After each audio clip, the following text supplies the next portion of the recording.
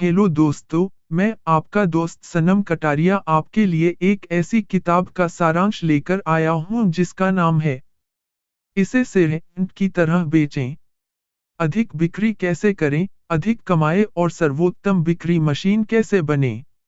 लेखक एक बेरोजगार अभिनेता से एक सफल रियल एस्टेट सेल्समैन बनने तक की अपनी यात्रा साझा करता है। शुरुआत में उन्हें संघर्ष करना पड़ा लेकिन उन्होंने एक साथ कई सौदे प्रबंधित करना सीख लिया, जिससे उन्हें प्रतिस्पर्धा में बढ़त मिली। वह बॉल्स अप दृष्टिकोण में विश्वास करते हैं, जिसका अर्थ है सभी अवसरों को सुलभ रखना और उन्हें उचित रूप से प्रबंधित करना। वह बिक्री में मात्रा के महत्व पर जोर देते हैं और इस पुस्तक में अपने व्यापार रहस्यों को साझा करते हैं, जो अनिवार्य रूप से कुछ भी बेचने के तरीके पर उनकी प्लेबुक है। पुस्तक में समय प्रबंधन, अनुवर्ती रणनीतियां और बिक्री की प्रक्रिया का आनंद लेने जैसे विषयों को शामिल किया गया है। अध्याय 1, जिसका शीर्षक the birth of A salesman है, न्यूयॉर्क शहर में रियल एस्टेट बिक्री की दुनिया में लेखक की यात्रा का परिचय देता है। इस अध्याय के मुख्य बिंदु और हाइलाइट्स में शामिल हैं। न्यूयॉर्क शहर का परिचय। अध्याय की शुरुआत न्यूयॉर्क शहर के सड़क लेआउट और शहर, विशेषकर डाउनटाउन मैनहट्टन में नेविगेट करने की चुनौतियों के वर्णन से होती है। नायक की पृष्ठभूमि। लेखक रयान सेरहंट 2008 में रियल एस्टेट उद्योग में एक नवागंतुक थे और उन्हें क्रेगलिस्ट विज्ञापनों के माध्यम से ग्राहक मिले। जेसिका, पहली ग्राहक। जेसिका, रयान के पहले ग्राहकों में से एक को वेस्ट विलेज में एक किराए के अपार्टमेंट की विशिष्ट आवश्यकताएं थीं और उसकी मां ने उसकी गारंटर के रूप में काम किया था। नेविगेशन के साथ संघर्ष। उस समय स्मार्टफोन की अनुपस्थिति के कारण सही सड़क ढूंढने में रयान की कठिनाइयां और मुद्रित मानचित्रों पर उसकी निर्भरता। मंदी का सामना। अध्याय वित्तीय बाजार संकट के बारे में सुर्खियों के साथ 2008 में चुनौतीपूर्ण आर्थिक माहौल पर प्रकाश डालता है। आत्मसंदेह। रयान आत्मसंदेह का अनुभव करता है और परेशान अर्थव्यवस्था में एक रियल एस्टेट एजेंट के रूप में अपने करियर विकल्प पर सवाल उठाता है। बेन कैनेडी से मुलाकात। बेन कैनेडी का परिचय। एक सफल लेकिन रहस्यमय दलाल जो रयान के लिए प्रेरणा और प्रतिस्पर्धा के स्रोत के रूप में कार्य करता है। अपने भाई को एक कॉल। रयान अपने बड़े भाई जिमी को सलाह के लिए बुलाता है और उसके रवैये और अपेक्षाओं के बारे में स्पष्ट प्रतिक्रिया प्राप्त करता है। निर्णायक मोड़। रयान ने सफलता के प्रति अपनी प्रतिबद्धता और वह किस तरह का जीवन जीना चाहता है, इस पर सवाल उठाना शुरू कर दिया। सफलता को पहले चुनना। रयान सफलता को प्राथमिकता के रूप में चुनने और करियर पथ पर चलने देने के महत्व को दर्शाता है। पहल ही कुंजी है। लेखक बिक्री में पहल करने और इसे एक प्रेरक शक्ति के रूप में उपयोग करने के महत्व पर जोर देता है। पिछले अनुभव का लाभ उठाना। रयान याद करते हैं कि कैसे एक अभिनेता के रूप में उनके पिछले करियर ने उन्हें मूल्यवान कौशल से सुसज्जित किया, जिसमें लचीलापन और लोगों को पढ़ने की क्षमता शामिल थी। मतभेदों को स्वीकार करना। अध्याय किसी की अद्वितीय पृष्ठभूमि और कौशल को अपनाने के लिए प्रोत्साहित करता है, क्योंकि वे किसी के बिक्री करियर को बढ़ा सकते हैं। बिक्री में धैर्य। रयान बिक्री की तुलना उस दौड़ से करता है जिसमें धैर्य की आवश्यकता होती है और वह सफलता प्राप्त करने के लिए लगातार काम करने के महत्व पर जोर देता है। अधिक बिक्री के लिए 6 नियम। रयान ने सफल बिक्री के लिए 6 नियमों की रूपरेखा तैयार की है, जिसमें एक सौदे पर अत्यधिक ध्यान केंद्रित न करना और अगले अवसर के लिए हमेशा तैयार रहना शामिल है। एक प्रेरक के रूप में डर। लेखक चर्चा करता है कि कैसे डर एक शक्तिशाली प्रेरक हो सकता है और व्यक्तियों को सफल होने के लिए प्रेरित कर सकता है। आत्मविश्वास। रयान बिक्री में आत्मविश्वास के महत्व पर प्रकाश डालता है, लेकिन अति आत्मविश्वास या अहंकारी बनने के खिलाफ चेतावनी देता है। द सेरहंट वे। अध्याय उन प्रमुख सिद्धांतों के सारांश के साथ समाप्त होता है जिन्हें पुस्तक में आगे खोजा जाएगा, जिसमें पहल करना, सहन शक्ति का निर्माण करना, एक प्रेरक के रूप में डर का उपयोग करना और आत्मविश्वास बनाए रखना शामिल है। यह अध्याय बिक्री की दुनिया में लेखक की यात्रा के लिए मंच तैयार करता है और उन मुख्य अवधारणाओं का परिचय देता है जिन्हें पूरी किताब में खोजा जाएगा। यह बिक्री उद्योग में सफलता प्राप्त करने के लिए दृढ़ संकल्प, पहल और आत्मविश्वास के महत्व पर जोर देता है। अध्याय 2 हाँ की शक्ति डीस्टर रियल्टोर रायन सेडंट के लिए। कॉम संभवतः से कॉम री इन्वेस्टमेंट। प्रिय महोदय, मैं न्यूयॉर्क शहर में एक बड़ा रियल एस्टेट निवेश करने के लिए मदद मांग रहा हूं। कृपया जवाब दें कि क्या आप मुझे यह निवेश करने में मदद कर सकते हैं। सचमुच आपका, श्रीमान। अटलांटिस का एक्स। पीछे मुड़कर देखने पर यह ईमेल बहुत स्पैमयुक्त लगता है। लेकिन श्रीमान एक्स डिस्काउंट वियाग्रा की पेशकश नहीं कर रहा था और वह मेरे व्यक्तिगत बैंक खाते के माध्यम से अपने अरबों डॉलर अमेरिका में स्थानांतरित करने के लिए कोई मदद नहीं मांग रहा था। यह मेरे करियर का बहुत शुरुआती दौर था और इस समय मैं और अधिक गेंदों के लिए बहुत उत्सुक था, इसलिए मैंने इसका उत्तर दिया। हाँ, निश्चित रूप से मैं आपको एक अपार्टमेंट ढूंढने में मदद कर सकता हूँ। जब मैंने सेंड दबाया तो मुझे नहीं पता था कि मैं दुनिया के सबसे डरावने और सबसे अपमानजनक बिक्री रोलर कोस्टर की सवारी करने के लिए खुद को पहले स्थान पर रख रहा हूं। मैंने श्रीमान को बार बार ईमेल किया। एक्स, उसे थोड़ा जानने के लिए और बेहतर ढंग से समझने के लिए कि वह क्या खोज रहा था। जब उन्होंने कहा कि वह ऊर्जा के क्षेत्र में काम करते हैं तो ऐसा लगा जैसे किसी ने मुझ पर तेज लाल झंडा घोंप दिया हो जिस पर लिखा था, यह आदमी पूरी तरह से नकली है या ड्रग डीलर है। अब भाग जाओ। लेकिन मैंने नहीं किया। इसके बजाय मैंने त्वरित गूगल खोज की और मुझे यह सोचने के लिए पर्याप्त सबूत मिले कि वह असली था। शायद उनका नाम पेरिस के बाहर एक बेहद महंगे घर से जुड़ा था। यदि वह इसे वहन कर सकता तो संभावना थी कि वह वैध था और मैं अपने करियर की सबसे बड़ी बिक्री कर सकता था। मुझे आशा थी। मैं अंदर था। मैंने हाँ कह दिया। मेरे पास बिल्कुल सही सूची थी और यह मेरी अब तक की सबसे बड़ी सूची थी। मिडटाउन में एक शानदार 4 बेडरूम का अपार्टमेंट जिसमें एक मांद और एक अलग भोजन कक्ष है जिसे 8 के लिए सूचीबद्ध किया गया था। 5 मिलियन। अपार्टमेंट की तस्वीरें और एक वीडियो देखने के बाद उन्होंने 8 मिलियन की पेशकश की और विक्रेताओं के साथ कुछ बातचीत के बाद हम 8 मिलियन पर सहमत हुए। 20 लाख हो गया। मैं इस पर विश्वास नहीं कर सका। कई महीनों तक किराए का काम करने के बाद मैंने इंटरनेट पर एक बेहद महंगा अपार्टमेंट एक ऐसे व्यक्ति को बेच दिया था जिसने मुझे एक ईमेल भेजा था। इसमें कुछ भी संदेहास्पद नहीं है। मैं जश्न मनाने के लिए एक बहुत ही शानदार रात्रिभोज के लिए बाहर गया। इसके बाद मुझे बस कुछ हस्ताक्षर, एक जमा राशि प्राप्त करनी थी और सौदा बंद करना था। सही है। और तभी एक साधारण रियल एस्टेट लेनदेन की कहानी माइकल बे फिल्म में बदल जाती है, जिसमें मेरा करियर और अहंकार आग की लपटों के एक आर्मागेडन शैली विस्फोट में लगभग खत्म हो रहा है। श्री एक्स गायब हो गया। वह मेरी कॉल, ईमेल या टेक्स्ट का जवाब नहीं दे रहा था। मुझे नहीं पता था कि वह कहाँ है या उस तक कैसे पहुंचा जाए। मैंने अपने विक्रेताओं को किसी ऐसे व्यक्ति से एक प्रस्ताव स्वीकार करने के लिए मना लिया था जो वास्तव में एक 12 वर्षीय हैकर हो सकता है जो मिडवेस्ट में कहीं अपने स्पाइडरमैन बेडरूम से मुझ पर हंस रहा था। या शायद वह एक समुद्री डाकू था। मैं वास्तव में नहीं जानता था। मुझे रात के खाने में शराब की उस महंगी बोतल का ऑर्डर देने पर पछतावा होने लगा था।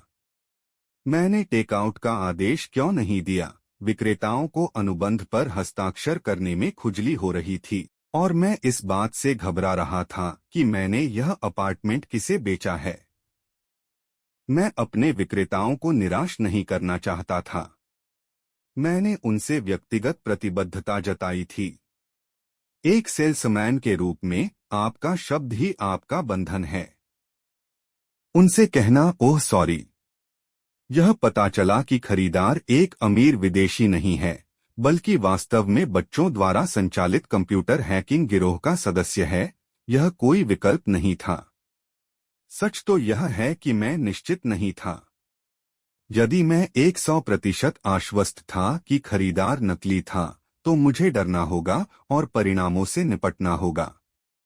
लेकिन यह खरीदार केवल मेरे पास ही था, और जब तक मैं निश्चित रूप से नहीं जानता था कि वह असली नहीं है, मैं इस सौदे को पूरा करने के लिए अपनी शक्ति में सब कुछ करने जा रहा था। तो मैंने एक नाटकीय और कुछ हद तक जोखिम भरा ईमेल भेजा। मुझे पता है कि आप अपना अधिकांश समय अटलांटिस में ऊर्जा से निपटने में बिताते हैं, और आपने उल्लेख किया है कि आपके पास पेरिस में एक घर है। इसलिए मैं पेरिस के माध्यम से आऊंगा, और यदि आपके पास शायद कोई हो तो इस सौदे को बंद करना पसंद करूंगा। दूसरा स्वतंत्र और वास्तव में कोई अपराधी नहीं है जो मेरी पहचान चुराने की कोशिश कर रहा है। उन्होंने तुरंत LOL लिखा। कल कैसा रहेगा? बिक्री में फेस टाइम मायने रखता है। जब भी मेरे पास कोई ग्राहक होता है जो किसी सौदे को लेकर असमंजस में होता है या आगे बढ़ने में झिझक रहा होता है, तो मैं तुरंत आमने सामने की बैठक निर्धारित करता हूं। लोग अक्सर निर्णय लेने में संघर्ष करते हैं, और यदि वे आपके सामने नहीं हैं, तो यह दृष्टि से और दिमाग से बाहर हो जाता है। टेक्स्ट और ईमेल को नजरअंदाज करना आसान है, लेकिन आपके ठीक सामने बैठे किसी व्यक्ति को नजरअंदाज करना आसान नहीं है। जब भी संभव होता है, मैं व्यक्तिगत बैठकें लेता हूं। एक व्यक्तिगत बैठक ग्राहक को आपकी प्रतिबद्धता का स्तर दिखाती है। अंत में आप समय भी बचाएंगे, अधिक बिक्री बंद करेंगे और अगली गेंद से निपटने के लिए तैयार रहेंगे। सेरहंट सीक्रेट 3 आमने सामने की मुलाकात की ताकत को कभी कम मत आंकिए। कभी कभी किसी डील को पूरा करने के लिए ईमेल और टेक्स्ट संदेश पर्याप्त नहीं होते हैं। क्या मैंने बताया था कि वास्तव में पेरिस के लिए उड़ान भरने की मेरी कोई योजना नहीं थी? अब बन गई है। मैं इस खरीदार पायरेटेड ड्रग डीलर को दिखाना चाहता था कि मैं उसके प्रति पूरी तरह से प्रतिबद्ध हूं और सौदा बंद कर रहा हूं। मैं इस बिक्री के लिए भूखा था। वस्तुतः क्योंकि मैं अपने अंतिम कुछ $1000 एक संभावित ग्राहक या अपराधी से मिलने के लिए पेरिस जाने में खर्च करने वाला था। मैंने एक बैग भी पैक नहीं किया। मैंने एक सूट पहना और अनुबंध और पेरिस में उसके कथित पते के अलावा कुछ भी नहीं लेकर विमान में चढ़ गया। मैं घबरा गया। मिस्टर एक्स को पता था कि मैं आ रहा हूं, लेकिन मेरे पास कोई आधिकारिक नियुक्ति नहीं थी। जब मैंने उसका पता खोजने की कोशिश की, तो ऐसा लगा कि उसका कार्यालय एक खाली पार्किंग स्थल पर या एक फ्रांसीसी कार डीलरशिप के पीछे स्थित था। इसमें कुछ भी संदेहास्पद नहीं है। जब मैं एक लंबी, असुविधाजनक उड़ान के बाद अगली सुबह पेरिस पहुंचा, तो मैंने उसके दिए पते पर टैक्सी ली। यह अस्तित्व में था, लेकिन बहुत उत्साहित मत होइए। वहां कोई नहीं था, और उस जगह को देखने से ऐसा नहीं लग रहा था कि कोई लंबे समय से वहां रहा हो। मैं 2 खर्राटे भरते पर्यटकों के बीच इतनी दूरी तक यूं ही नहीं उड़ गया था, इसलिए मैं उसकी छत पर बैठ गया और इंतजार करने लगा। और एक मैक्रोन मिला। फिर कुछ देर और इंतजार किया। फिर मैंने फैसला किया, अरे मुझे लगता है मैं एक क्रोइसैन लाऊंगा। मैंने अपना फोन कहीं चार्ज किया, दूसरा मैक्रोन ले आया। इंतजार में दोहराना। जैसे जैसे दिन बीतता गया, मैं उदास रहने लगा। मैंने अपने आप को पूरी तरह से मूर्ख बना लिया था। मेरी भावनाएं अपने आप पर क्रोध से लेकर शर्मिंदगी तक फैली हुई थीं। मैं इतना मूर्ख क्यों हूं? फिर मैं सबसे निचले स्तर पर पहुंच गया हूं। मैं वास्तव में दलाल बनने के योग्य महसूस नहीं कर रहा था। अन्य सभी ब्रोकरों को सौदे करने में इतनी आसानी क्यों होती है और मुझे नहीं। जैसे ही मैं उस ढलान पर बैठ गया और अपने लिए खेद महसूस करने लगा, मैंने सोचा कि जब मैं वापस आऊंगा तो लोगों को क्या बताऊंगा। जैसे ओह, यह एक शानदार यात्रा थी, लेकिन उसे एक हाथी खरीदने के लिए ज़ांज़ीबार भागना पड़ा, इसलिए वह मुझे नहीं देख सका। या हो सकता है कि मैं साथ चलूं। अंतर्राष्ट्रीय जल में जहाज़ों को लूटने के उसके व्यस्त समुद्री डाकू कार्यक्रम ने हमें रात का खाना खाने से रोक दिया। या सबसे बुरी बात यह है कि उसकी माँ उसे अजनबियों के साथ बाहर जाने या करोड़ों डॉलर का अपार्टमेंट खरीदने नहीं देती क्योंकि वह वास्तव में एक बच्चा है। लेकिन फिर कुछ हुआ। मुझे उस बार के पते के साथ एक ईमेल मिला जहां वह घूम रहा था। वह चाहता था कि मैं उससे वहां मिलूं। मुझे ऐसा लगा जैसे मैंने कोई चॉकलेट बार खोला हो और मुझे आखिरी गोल्डन टिकट मिल गया हो। वह था असली श्री एक्स, एक बिल्कुल सामान्य आदमी निकला जिसके बगल में अंगरक्षकों की एक टीम खड़ी थी। उनके पास एक सहायक था जिसका एकमात्र काम उनके लिए एस्प्रेसो लाना था। वह आमतौर पर सुबह 3 बजे तक ठंडा होकर 700 बोतल वोदका पीना चाहता था। यह बहुत अच्छा है, लेकिन मैं वहां एक अनुबंध पर हस्ताक्षर करवाने के लिए गया था और वह इसके बारे में बात भी नहीं करना चाहता था। श्री एक्स को स्पष्ट रूप से उस शरारती आदमी को छटपटाते हुए देखने में आनंद आया। यह उसके लिए एक खेल की तरह था और वह नियम निर्धारित कर रहा था। अगर मैं एक और शॉट करूं तो क्या आप कम से कम इसे पढ़ेंगे, मैंने विनती की। यह नहीं कि मैं आम तौर पर कैसे व्यापार करता हूं, लेकिन मुझे अपनी प्रतिष्ठा और अपने करियर के अलावा और क्या खोना पड़ा। जैसे ही मुझे दोहरा दिखने लगा, वह अनुबंध पढ़ने के लिए सहमत हो गया। उन्होंने पूछा, मुझे यह सारी निजी जानकारी देने की आवश्यकता क्यों है? क्या न्यूयॉर्क में ये लोग मेरा पैसा नहीं चाहते? न्यूयॉर्क के लोग निश्चित रूप से उसकी नकदी चाहते थे, लेकिन ट्रॉफी पत्नियों की तरह न्यूयॉर्क उस नकदी को अपनी शर्तों पर चाहता था। घंटों पीने के बाद भी मैं अपने अंदर के सेल्समैन को चालू करने में सक्षम था और जो वह नकारात्मक देखता था उसे सकारात्मक में बदल देता था। मैंने आत्मविश्वास से उससे कहा, यह एनवाईसी में मानक है। सभी को समान कागजी कार्रवाई भरनी होगी। यह शहर को सुरक्षित रखता है। वह उसे खरीदना चाहता था, लेकिन उसने अनुबंध पर हस्ताक्षर नहीं किया। कई शॉट्स और कई घंटों के बाद मैं हाथ में हस्ताक्षरित अनुबंध लेकर लड़खड़ाता हुआ उस बार से बाहर निकला। यह एक जीत थी, लेकिन अस्थायी। मैं यह जानने के लिए न्यूयॉर्क वापस गया कि श्रीमान अध्याय 3 सौदे के लिए काम करें। जब मैं पूर्वी 36वीं स्ट्रीट पर एक खुले घर में लिनुस से मिला तो मुझे लगा कि वह कुछ अजीब, संभवतः पागल था। जबकि अन्य सभी लोग सूट पहने हुए थे और ऐसा लग रहा था जैसे वे किसी लॉ फर्म के कोने वाले कार्यालय से आए हों, लिनुस ने एक मुड़ा हुआ, चमकीला बैंगनी ट्रैक सूट पहना हुआ था और उसके बाल सीधे भूरे और काले रंग के गुच्छों में फंसे हुए थे। हालांकि उसकी शक्ल केले जैसी थी, फिर भी उसके मन में उसके बारे में आत्मविश्वास का माहौल था और उसके व्यवहार अजीब होते हुए भी यह भी सुझाव देते थे कि वह 4 में घर जैसा महसूस करता था। हम 5 मिलियन के अपार्टमेंट में खड़े थे। वह किसी से बात नहीं कर रहा था, इसलिए मैंने अपना परिचय दिया, भले ही वह किसी के पागल चाचा जैसा लग रहा था। मैंने उसके जीवंत रंग विकल्पों के लिए उसकी सराहना की। बैंगनी मेरा पसंदीदा रंग है। हमने इस बारे में बातचीत की कि हम दोनों को थिएटर कितना पसंद है। मैंने उसे अपना व्यवसाय कार्ड सौंपा और सोचा कि मैं फिर कभी बैंगनी ट्रैक सूट वाले से नहीं सुनूंगा, सिवाय इसके कि उसने मुझे अगले दिन बुलाया। उन्होंने कहा कि मैं अच्छा लग रहा था और बाजार के बारे में जानकार था। वह चाहता था कि मैं उसे मैनहट्टन में कुछ अपार्टमेंट दिखाऊं।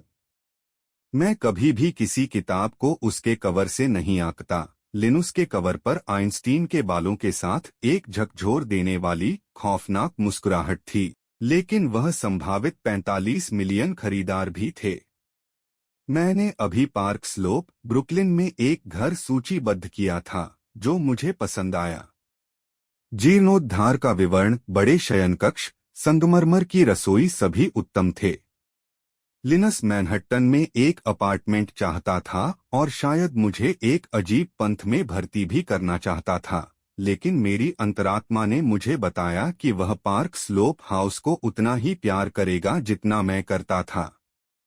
जब मैंने उसे घर के बारे में बताया तो उसने कहा, मुझे घरों और ब्रुकलिन से डर लगता है, लेकिन अपने श्रेय के लिए वह इसकी जांच करने के लिए सहमत हो गया। ऐसा अक्सर नहीं होता है कि मैं मुर्रे हिल में किसी ग्राहक से मिलता हूं जो पार्क स्लोप में एक संपत्ति देखने के लिए सहमत होता है, लेकिन लिनस जैसे क्लाइंट से मेरी मुलाकात अक्सर नहीं होती है। वह एक मित्र के पास आया जिसने समान रूप से चमकीले कपड़े पहने थे और उन्होंने मेरे पीछे पीछे कुछ बहुत ही असामान्य प्रश्न पूछे। ब्राउनस्टोन की खरीदारी करते समय लोग आमतौर पर पूछते हैं, यह कितना चौड़ा है और यह पार्क के कितना करीब है। न्यूयॉर्क शहर के लोगों को चौड़े ब्राउनस्टोन से गहरा प्यार है जो पार्क के करीब हैं। लिनस की चिंताएं अलग थीं। उसे इस बात की परवाह नहीं थी कि क्या वह उत्तरी दीवार पर कानूनी रोशनी और हवा के साथ 2 शयनकक्ष रख सकता है। उसने बेतरतीब सवाल पूछे, रुको, यह कौन सी सड़क है, जैसे उन्हें पता ही नहीं था कि वे कहाँ हैं। क्या यह घर किसी पुल के पास है, जैसे उन्हें जल्दी से भागने की जरूरत हो। जब उन्होंने कहा कि वे तहखाना देखना चाहते हैं तो मैंने सोचा, ठीक है, तहखाना वह जगह है जहां वे एक समारोह में अपने नए पंथ के सदस्यों को दीक्षा देंगे जिसमें संभवतः कूलेड पीना शामिल होगा। फिर भी मैं उन्हें संकरी सीढ़ी से नीचे ले गया। मैं भट्ठी के पास अजीब तरह से खड़ा था। जब वे चारों ओर देख रहे थे तो मेरी आंखें किसी भी चीज की तलाश कर रही थीं जो एक हथियार हो सकता है। जब लिनस ने कहा, यह गंदा और गंदा है, तो मुझे राहत मिली और मैं वापस ऊपर चला गया।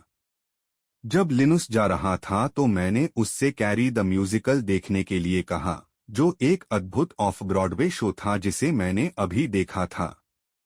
लिनस ने 2 दिन बाद फोन किया। उसने मुझे 2 बातें बताईं। एक, वह कैरी से प्यार करता था। दूसरा, वह मेरे पार्क स्लोप टाउनहाउस के लिए मुंह मांगी कीमत देना चाहता था। मैंने उसे अपनी संपत्तियों को सत्यापित करने और अपने विक्रेता को दिए गए प्रस्ताव को उचित ठहराने के लिए धन के कुछ सबूत मांगने के लिए ईमेल किया। उनकी प्रतिक्रिया थी, कृपया गूगल करें यदि विषय पंक्ति में यह ठीक है। ओह, ठीक है। मैंने उसका नाम अपने सर्च इंजन में टाइप किया। सैक्स और ब्लूमिंगडेल्स जैसी जगहों पर कुछ बहुत ही आकर्षक कपड़ों के लिंक सामने आए। एक बैंगनी मखमली शर्ट, सोशलाइट्स और मॉडलों के बगल में खड़े लिनस की अपनी विचित्र महिमा में तस्वीरें भी थीं। सेरहैंट, तुम मूर्ख। लिनुस परिवार उस कंपनी का मालिक है जो अद्भुत बैंगनी मखमली शर्ट बनाती है। अगर मैंने पहले लिनुस को गूगल पर खोजा होता तो मुझे पता चलता कि उसका परिवार एक बहुत ही सफल और प्रसिद्ध यूरोपीय फैशन हाउस का मालिक है। क्या होता अगर मैं उसे उसके दिखने के आधार पर घर दिखाता? लिनुस अपना यू चलाने के लिए न्यूयॉर्क चला गया था इस ऑपरेशन और पहले कभी ब्रुकलिन नहीं गया था, इसीलिए वह अजीब सवाल पूछ रहा था। उसकी कीमत भी लगभग $1 अरब थी और उसे इस बात की कोई परवाह नहीं थी कि लोग उसके कपड़े पहनने के बारे में क्या सोचते हैं। लिनुस एक पंथ नेता से एक व्यक्तिगत नायक बन गए। चूंकि मैंने 2012 में उसे वह संपत्ति बेची थी, लिनस ने रेफरल के रूप में मेरी ओर कई अन्य गेंदें फेंकी हैं और अब वह एक दोस्त माना जाता है। उसकी विचित्रता वास्तव में विलक्षणता है और यह वास्तव में मुझ पर विकसित हुई है। और उसने एक बार भी मुझे किसी पंथ में भर्ती करने की कोशिश नहीं की। जब मैंने एक खुले घर में लिनुस के साथ बातचीत की तो मैंने कभी नहीं सोचा था कि वह इतने सारे रेफरल का स्रोत होगा या इतने सारे नाटकों के लिए मेरा मैंडेट होगा। एमिलिया और मैंने उनके साथ महत्वपूर्ण क्षण साझा किए हैं, जैसे उनके बच्चे की पहली जन्मदिन की पार्टी। बिक्री के बारे में यह आश्चर्यजनक बात है कि पूरी दुनिया में कोई भी व्यक्ति संभावित ग्राहक और मित्र हो सकता है।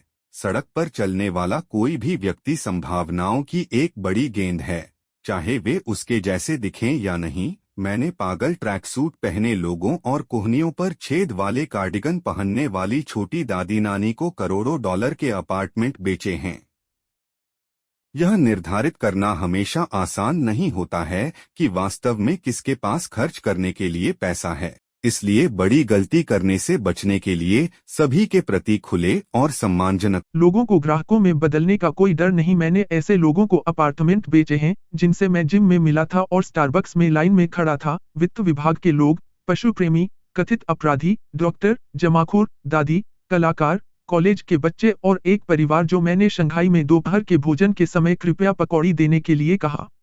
सड़क पर प्रत्येक व्यक्ति एक संभावित ग्राहक है। दिन भर में आपका सामना होने वाला हर व्यक्ति संभावित बिक्री का प्रतिनिधित्व करता है। यह अद्भुत है, सही है, लेकिन ईमानदारी से कहें तो यह मुख्य रूप से अद्भुत है यदि आप उस प्रकार के व्यक्ति हैं जिसे लोगों से बात करने में कोई डर नहीं है। सेल्सपर्सन को संभावित ग्राहकों से जुड़ने के लिए अपने स्वयं के तरीके खोजने होंगे।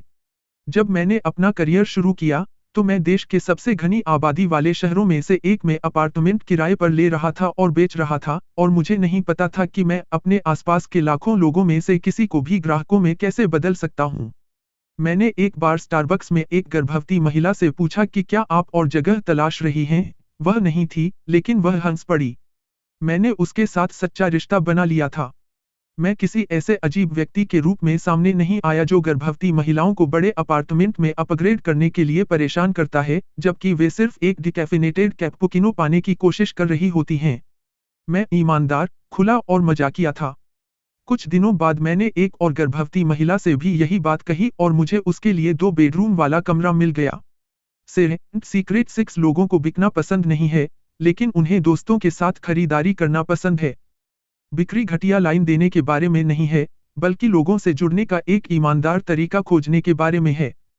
यदि आप चाहते हैं कि ग्राहक आपके साथ अपना पैसा खर्च करें, तो आपको उन्हें यह महसूस कराना होगा कि वे जो चाहते हैं उसे प्राप्त करने की आपकी क्षमता उन्हें सहज महसूस कराती है। लोगों को बिकना पसंद नहीं है, लेकिन वे दोस्तों के साथ खरीदारी करना पसंद करते हैं। यह एक नारा है जो मेरी टीम मुझसे हर समय सुनती है। उस चीज के बारे में सोचें जो किसी व्यक्ति ने आपके लिए किया है। एक ऋण है जो अक्सर आपके लिए ऐसा करने वाला कोई अजनबी नहीं होता है। यह वह व्यक्ति है जिसके साथ आपका रिश्ता है। मैं ऐसे बहुत से लोगों से मिलता हूं जो संबंध या नेटवर्क नहीं बनाते क्योंकि वे तत्काल संतुष्टि चाहते हैं। आज कभी भी किसी ऐसे व्यक्ति से न मिले जिससे आपको फायदा हो, बल्कि ऐसे लोगों से मिले जो आपके भविष्य को फायदा पहुंचा सकते हैं। मेरे करियर की शुरुआत में मेरे कार्यालय में 2 इजरायली लोग बहुत सारी अचल संपत्ति बेच रहे थे और मैंने उनसे पूछा कि उन्हें ग्राहक कहाँ मिले। बेन कैनेडी के विपरीत उन्होंने उत्तर दिया, आराधनालय। ओह, अच्छा विचार है, मैंने सोचा। लेकिन मैं यहूदी नहीं हूं और मुझे चर्च जाने का मन नहीं हुआ। हालांकि एक चीज जो मैंने ईमानदारी से की वह थी वर्कआउट। मैंने मुफ्त वर्कआउट के बदले सड़क के कोने पर फ्लायर्स बांटने के लिए अपर ईस्ट साइड के एक स्थानीय जिम के साथ एक सौदा किया था। अब तक मैं एक पूर्ण विकसित, बकाया भुगतान करने वाला सदस्य था और सोहो में फैंसी इक्विनॉक्स मेरा आराधनालय बनने जा रहा था। सोहो एक ऐसा बाजार था जिसे मैं बेचना चाहता था और जैसे ही मैंने इसके बारे में सोचा, मैंने लोगों से मिलना शुरू कर दिया। थोड़ा पानी चाहिए, मेरा नाम रेयान है। एक जगह चाहिए, नाइक्स। सड़क पर किसी से कहना अजीब बात होगी, लेकिन जिम में ये मेरी क्लाइंट पिकअप लाइनें थीं और उन्होंने काम किया। उन्होंने इतना अच्छा काम किया कि मैं लोगों से मिलने का आदी हो गया। पहले सप्ताह में मैंने 3 उठाया। 5 मिलियन का लॉफ्ट और इसे 4 दिनों में बेच दिया। मेरे द्वारा किया गया 6% कमीशन इक्विनॉक्स के 100 वर्षों के लिए भुगतान किया गया। अक्षरशः। और ये सिर्फ मेरे दोपहर के ग्राहक थे। मैं और अधिक के लिए तैयार था, तो सुबह में कसरत क्यों न करूं। मैं वित्तीय जिले में ट्रिनिटी बॉक्सिंग क्लब में शामिल हो गया, जहां ज्यादातर वित्त लोग काम करते थे।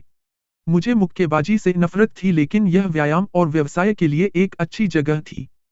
अध्याय 4 फॉलोअप का मास्टर। यह 7 अप्रैल 2017 था और मैंने सेबस्टियन लो के नाम के एक ग्राहक को 17 मिलियन का अपार्टमेंट बेचा था, जिसे मैं इंटरनेशनल मैन ऑफ मिस्ट्री के रूप में संदर्भित करूंगा, ठीक उन डॉस इक्विस विज्ञापनों की तरह, क्योंकि वह बिल्कुल उस आदमी जैसा दिखता था। मैंने उसे एक दोपहर में केवल 6 अपार्टमेंट दिखाए। उन्हें पहली नजर में ही एक से प्यार हो गया और उन्होंने उसे वहीं खरीद लिया।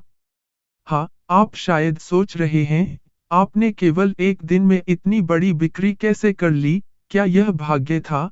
क्या आपने चालाकी का सहारा लिया? कृपया साझा करें कि आपने यह आश्चर्यजनक उपलब्धि कैसे हासिल की। यह आश्चर्यजनक लगता है। यह एक बड़ी बिक्री है, और मैं आपको बिल्कुल बताने जा रहा हूं कि मैंने यह कैसे किया। लेकिन सच्चाई यह है कि बिक्री वास्तव में 5 साल पहले शुरू हुई थी, और जो कार्ड मैंने अपनी आस्तीन में रखा था वह अनुवर्ती था। क्लासिक, अच्छी तरह से निष्पादित अनुवर्ती। फॉलोअप में निपुण होना सबसे महत्वपूर्ण चीजों में से एक है, जो एक विक्रेता बिक्री बढ़ाने के लिए कर सकता है। शानदार फॉलोअप 3 चरणों में होता है, लेकिन पहले चरण के बारे में बात करते हैं, जो एक गोल्फर के गेंद को स्विंग करने जैसा है। यह बिक्री करने की दिशा में पहला कदम है, और आप इसके बिना बहुत आगे नहीं बढ़ सकते। गोल्फ की गेंद अपने आप नहीं चलेगी। मेरा मतलब यह नहीं है कि आप अपने लीड्स को लगातार कॉल करें और हर किसी को इस हद तक परेशान करें कि वे अपने फोन पर या अपने इनबॉक्स में आपका नाम देखकर डरने लगें। अच्छा फॉलोअप, एक अच्छे गोल्फ खेल की तरह, एक कला का रूप है। गेंद को आप जहां चाहें वहां ले जाने के लिए अभ्यास, अनुग्रह और परिश्रम की आवश्यकता होती है, और अंततः छेद में और यह काम करता है। अगर मैं अपने फॉलोअप गेम में नहीं होता, तो इंटरनेशनल मैन ऑफ मिस्ट्री ने अभी भी एक अविश्वसनीय रूप से महंगा अपार्टमेंट खरीदा होता। यह मुझसे नहीं होता। किसी अन्य ब्रोकर को वह कमीशन मिल जाता। आउच! और यह वास्तव में दुखद होता, क्योंकि वह और मैं बहुत पीछे चले जाते हैं। यह सब गुरुवार 8 मार्च 2012 को शुरू हुआ। मैं हर दिन काम पर जाने को लेकर उत्साहित था, लेकिन यह दिन विशेष था। मैं कार्यालय जाने के लिए इंतजार नहीं कर सकता था। मैं तब से इतना उत्साहित नहीं था जब 18 महीने की लगातार भीख मांगने के बाद मेरे पिता ने मुझे और मेरे भाई को एक यादृच्छिक मंगलवार को प्लेस्टेशन 1 के साथ आश्चर्यचकित कर दिया था। $1 मिलियन लिस्टिंग न्यूयॉर्क के पहले सीजन का पहला एपिसोड एक रात पहले प्रसारित हुआ था, और यह स्पष्ट रूप से मेरे करियर की पूरी दिशा को रातों रात बदलने वाला था। मेरे रास्ते में आने वाली अद्भुतता की प्रत्याशा में, मैंने अपनी डेस्क को एक अंधेरे कोने से बाहर और एक उज्ज्वल, धूप वाली खिड़की के बगल में ले जाया। मैं 7वीं कक्षा के उस छात्र की तरह था जिसने अपने ट्रैपर कीपर को छोड़ दिया था ताकि वह अच्छे बच्चों के साथ घूम सके। मुझे एक बॉलर की तरह महसूस हुआ। मुझे उम्मीद थी कि मैं कार्यालय में जाऊंगा और बहुत सारी गतिविधियां देखूंगा, फोन पागलों की तरह बज रहे होंगे, और मेरी सहायक, योलांडा, कहेगी, रयान, भगवान का शुक्र है कि आप यहाँ हैं। पूरे शहर ने बुलाया है, हर कोई चाहता है कि आप उनके दलाल बने। इसके बजाय, मैं पूरी तरह से शांत कार्यालय में चला गया। मैं अपने डेस्क पर बैठ गया और अपना कंप्यूटर चालू कर दिया। कोई महत्व का नया ईमेल नहीं था। कुछ लोग यह कहने के लिए पहुंचे कि उन्होंने ब्रावो पर मेरे जैसे दिखने वाले एक व्यक्ति के साथ कुछ शो देखा, और मुझे इसे देखना चाहिए। महान। पूरा दिन धीरे धीरे कष्टपूर्वक बीत गया। $1 मिलियन लिस्टिंग से फोन की घंटी बजना बंद हो जाना चाहिए था, और मुझे फेसबुक पर एक चौथी श्रेणी का दोस्त मिला जो मुझसे कह रहा था कि मैं टीवी पर किसी लड़के की तरह दिखता हूँ। शाम 5 बजे एम। यह मेरे दोपहर के वर्कआउट और सोहो क्लाइंट की खोज के लिए इक्विनॉक्स जाने का समय था, और तभी फोन की घंटी बजी। यह श्रीमती थी। विवियन ए। लोके, स्कारसडेल, न्यूयॉर्क के। उसने कहा, मैंने तुम्हें कल रात एक रियल एस्टेट शो में देखा था।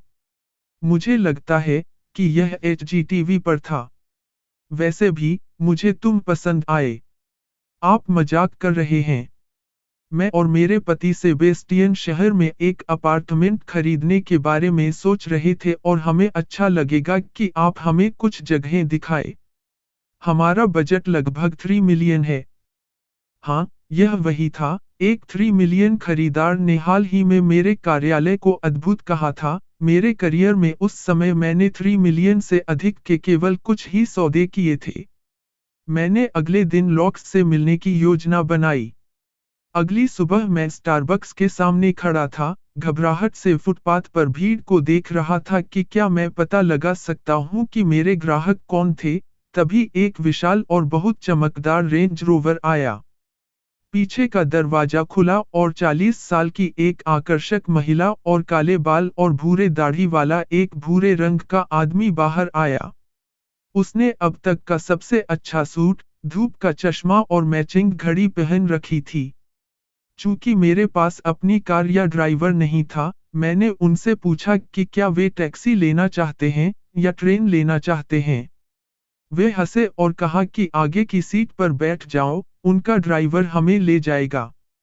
मैं किसी चट्टान के नीचे बड़ा नहीं हुआ, लेकिन मैं कभी भी उस तरह की कार में नहीं था, नहीं मैं कभी किसी के निजी ड्राइवर से मिला था। कार से सोने, अद्भुतता और चमड़े की गंध आ रही थी। मेरी जिंदगी तो जैसे बदल ही गई थी। मैंने रियल एस्टेट ब्रोकरेज के एक नए आयाम में प्रवेश किया था, और इसकी खुशबू अच्छी थी। उस दिन मैंने उन्हें अपर ईस्ट साइड पर कई अपार्टमेंट दिखाए। हमने शो के बीच में कार में इस बारे में बात की कि वे घर से दूर अपने न्यूयॉर्क स्थित घर में क्या चाहते हैं। वे अविश्वसनीय रूप से अच्छे लोग थे, लेकिन वे वास्तव में उस पर सहमत नहीं थे जो उन्हें पसंद था। वह मिडटाउन के नजदीक विशाल खिड़कियां, ढेर सारी रोशनी चाहता था। वह सेंट्रल पार्क में आरामदायक, भव्य फिनिश चाहती थी।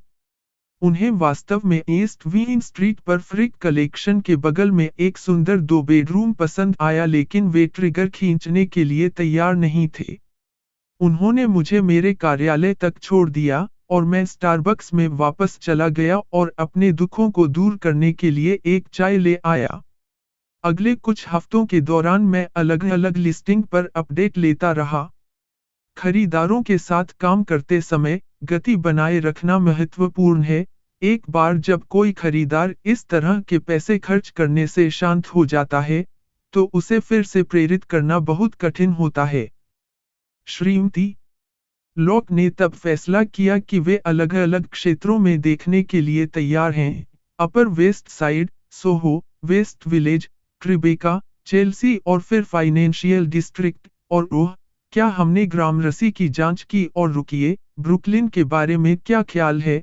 हमने इसका हर इंच नहीं देखा है। वह नगर अभी भी अगले 6 महीनों में मैंने श्रीमती को दिखाया। छोटी इमारतों और ऊंची इमारतों में लॉक अपार्टमेंट, मैंने उसे छतें और टाउनहाउस दिखाए, वह सब कुछ जो वह देखना चाहती थी। कभी कभी उनके पति हमारे साथ आते थे, लेकिन अधिकांश समय वह बहुत व्यस्त रहते थे और केवल विव और मैं ही एक समय में घंटों तक पूरे 5 नगरों का दौरा करते थे। वैसे, मैं अब इस तरह काम नहीं करता। मैंने अपना सबक एक के बाद एक खरीदारों के साथ काम करने के बाद सीखा जो वास्तव में कुछ भी नहीं खरीदते थे। अब मैं खरीदारों को योग्य बनाता हूँ, मैं उन्हें ध्यान केंद्रित करने में मदद करता हूँ, और उन्हें सिखाता हूँ कि संपत्ति खरीदना उन्मूलन की प्रक्रिया है, खरीदारी की होड़ नहीं। हालांकि, मैंने लॉक्स को कभी जाने नहीं दिया। मैंने उन्हें 1 साल तक पूरे शहर में अपार्टमेंट दिखाए। हर बार जब वे कोई प्रस्ताव देने के करीब पहुंचते, तो सेबस्टियन को कुछ आपत्तिजनक लगता, जैसे पर्याप्त खिड़कियां नहीं थीं, लॉबी अजीब थी, या उसके सेक्सी सूट संग्रह के लिए अलमारियां बहुत छोटी थीं। मुझे संदेह होने लगा था कि किसी भी कारण से ये दोनों निकट भविष्य में न्यूयॉर्क शहर में एक अपार्टमेंट नहीं खरीदने जा रहे थे। हो सकता है कि उन्हें सिर्फ रियल एस्टेट पसंद हो, या रियल एस्टेट के बारे में टीवी शो देखना पसंद हो। अरे नहीं, मैं उनका celebrity real estate tour guide था। मेरा व्यवसाय वास्तव में उस दौरान बढ़ना शुरू हो गया था, और मेरे पास बहुत सारी अन्य गेंदें थीं। मैंने ग्रामरसी पार्क पर एक नए विकास पर हस्ताक्षर किए थे और मैं एक टीम शुरू कर रहा था, लेकिन मैं श्रीमान के बारे में नहीं भूला था। अध्याय 5 शौक विक्रय के साथ चरण। प्रत्येक विक्रेता इस ग्राहक को जानता है, चाहे आप किसी भी उद्योग में हों। सारा को एक अपार्टमेंट नहीं चाहिए था, वह एक यूनिकॉर्न चाहती थी। वह अपार्टमेंट जो वह चाहती थी वह अस्तित्व में ही नहीं था, और किसी भी चीज ने उसे खुश नहीं किया। मैंने उसे अपर वेस्ट साइड में 2 शयनकक्ष बहुत छोटे दिखाए, लॉन्ग आइलैंड सिटी में 3 शयनकक्ष बहुत बड़े दिखाए। मैंने उसे निचली मंजिलों पर बहुत नीचे और फिर ऊंची मंजिलों पर अपार्टमेंट दिखाए। रयान, मैं यहाँ नहीं रह सकता, मुझे चक्कर आता है। लेकिन मैं उसे पसंद करने वाली कोई चीज ढूंढने के लिए दृढ़ था। इसने मुझे लगभग मार डाला। जो प्रक्रिया बहुत लंबी और खींचने वाली होती जा रही थी, उसके दौरान मैंने यह सुनिश्चित किया कि मैं उसकी पसंद और नापसंद की हर चीज पर ध्यान दूं। उसने नए निर्माण, बाहरी स्थानों और खुली रसोई के लिए हाँ कहा और पुरानी इमारतों, कम छतों और बिल्लियों वाले अपार्टमेंट के लिए नहीं, जहां बिल्ली जाती है, लेकिन बिल्ली के कूड़े की गंध बनी रहती है। उसे वास्तव में वी स्ट्रीट पर एक अपार्टमेंट पसंद आया। दुर्भाग्य से, शो के दौरान हम लिविंग रूम की दीवार के दूसरी तरफ के निवासियों को सेक्स करते हुए सुन सकते थे, और जो कोई भी मास्टर बेडरूम के दूसरी तरफ रहता था वह एक शौकीन वीडियो गेम प्लेयर था। अपर ईस्ट साइड की एक सूची में एक शानदार छत थी। लेकिन जैसे ही हमने दृश्य देखा और वह एक प्रस्ताव देने ही वाली थी, अगले दरवाजे वाला लड़का नमस्ते कहने के लिए अपनी छत पर चढ़ गया, ठीक उसी छत पर जिस पर हम खड़े थे। सच्ची कहानी। आखिरकार, मुझे एक नई सूची मिली जिसमें हर पर सही का निशान लगा हुआ था। एकल बॉक्स। कोई बिल्लियां, सेक्सी वीडियो गेमर्स या छत पर हो पर नहीं। इसमें शयनकक्षों की उचित संख्या थी, दृश्य के साथ एक बाहरी स्थान था। यह पेंटहाउस था लेकिन यह बहुत ऊंचा नहीं था, और इसमें एक खुली रसोई थी। हम अंदर गए, और दुनिया में सबसे अच्छा ब्रोकर होने के लिए मुझे धन्यवाद देने के बजाय, क्योंकि मैंने उसे जादुई चमक वाले इंद्रधनुषी पंखों वाला एक गेंडा पाया था, उसने एक नज़र डाली और कहा, नहीं, मुझे यह महसूस नहीं होता। उसे ऐसा महसूस नहीं हुआ। मुझे लगने लगा कि मुझे सारा के लिए कोई अपार्टमेंट नहीं मिलेगा, कम से कम सेवानिवृत्ति की उम्र तक पहुंचने से पहले तो बिल्कुल भी नहीं। मुझे हार मानने के विचार से नफरत थी, लेकिन मुझे उसके लिए कुछ भी पसंद नहीं आया। अगले हफ्ते मैंने सारा को मिड टाउन के एक बार में ड्रिंक के लिए मिलने के लिए कहा, क्योंकि मुझे उससे नाता तोड़ना था या रक्तचाप की दवा लेनी शुरू करनी थी।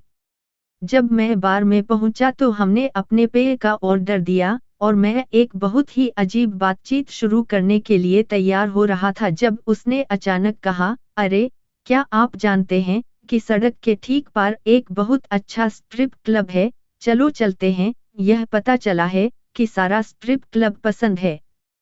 वास्तव में उनसे प्यार करता हूँ। सारा का फिटनेस उद्योग में बहुत सफल करियर रहा है। वह वर्कआउट की शौकीन थी और शायद मुझसे ज्यादा पुशअप्स कर सकती थी।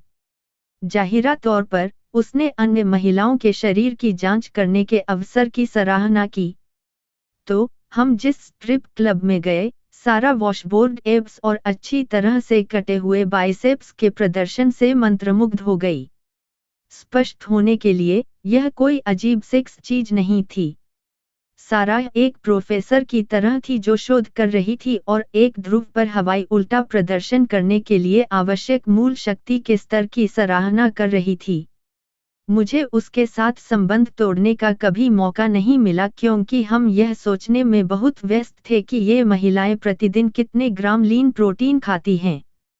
मुझे उस रात सारा के बारे में कुछ पता चला। मुझे एहसास हुआ कि इन युवा महिलाओं को देखना एक रिहाई की तरह था, शायद यह उसकी अपनी असुरक्षाओं से भागने का भी मौका था।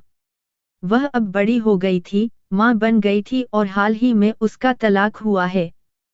भले ही वह फिट थी, सारा ने मुझे बताया कि उसे इस बात का दुख है कि अब उसका शरीर 21 साल की स्ट्रिपर जैसा नहीं है।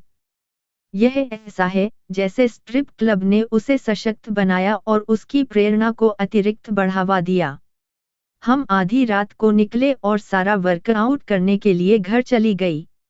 मैंने अभी भी सारा को कुछ जगह देने की योजना बनाई थी, लेकिन अगले दिन मैंने चेल्सी में एक सूची देखी जो सच होने के लिए बहुत अच्छी लग रही थी। कीमत कम थी क्योंकि इमारत नए निर्माण से घिरी हुई थी और उन्हें बेचने में परेशानी हो रही थी। इसमें एक अच्छा दृश्य, एक बाहरी स्थान और एक शानदार जिम था। लेकिन किकर यह एक स्ट्रिप क्लब के बगल में था। मुझे पता था कि अगर यह काम नहीं करेगा तो कुछ भी नहीं होगा और मैंने हर संभव विकल्प का इस्तेमाल कर लिया होगा। अब इस गेंद को रिटायर करने का समय आ गया है। मैंने सारा को एक पता दिया और उससे वहां मुझसे मिलने को कहा।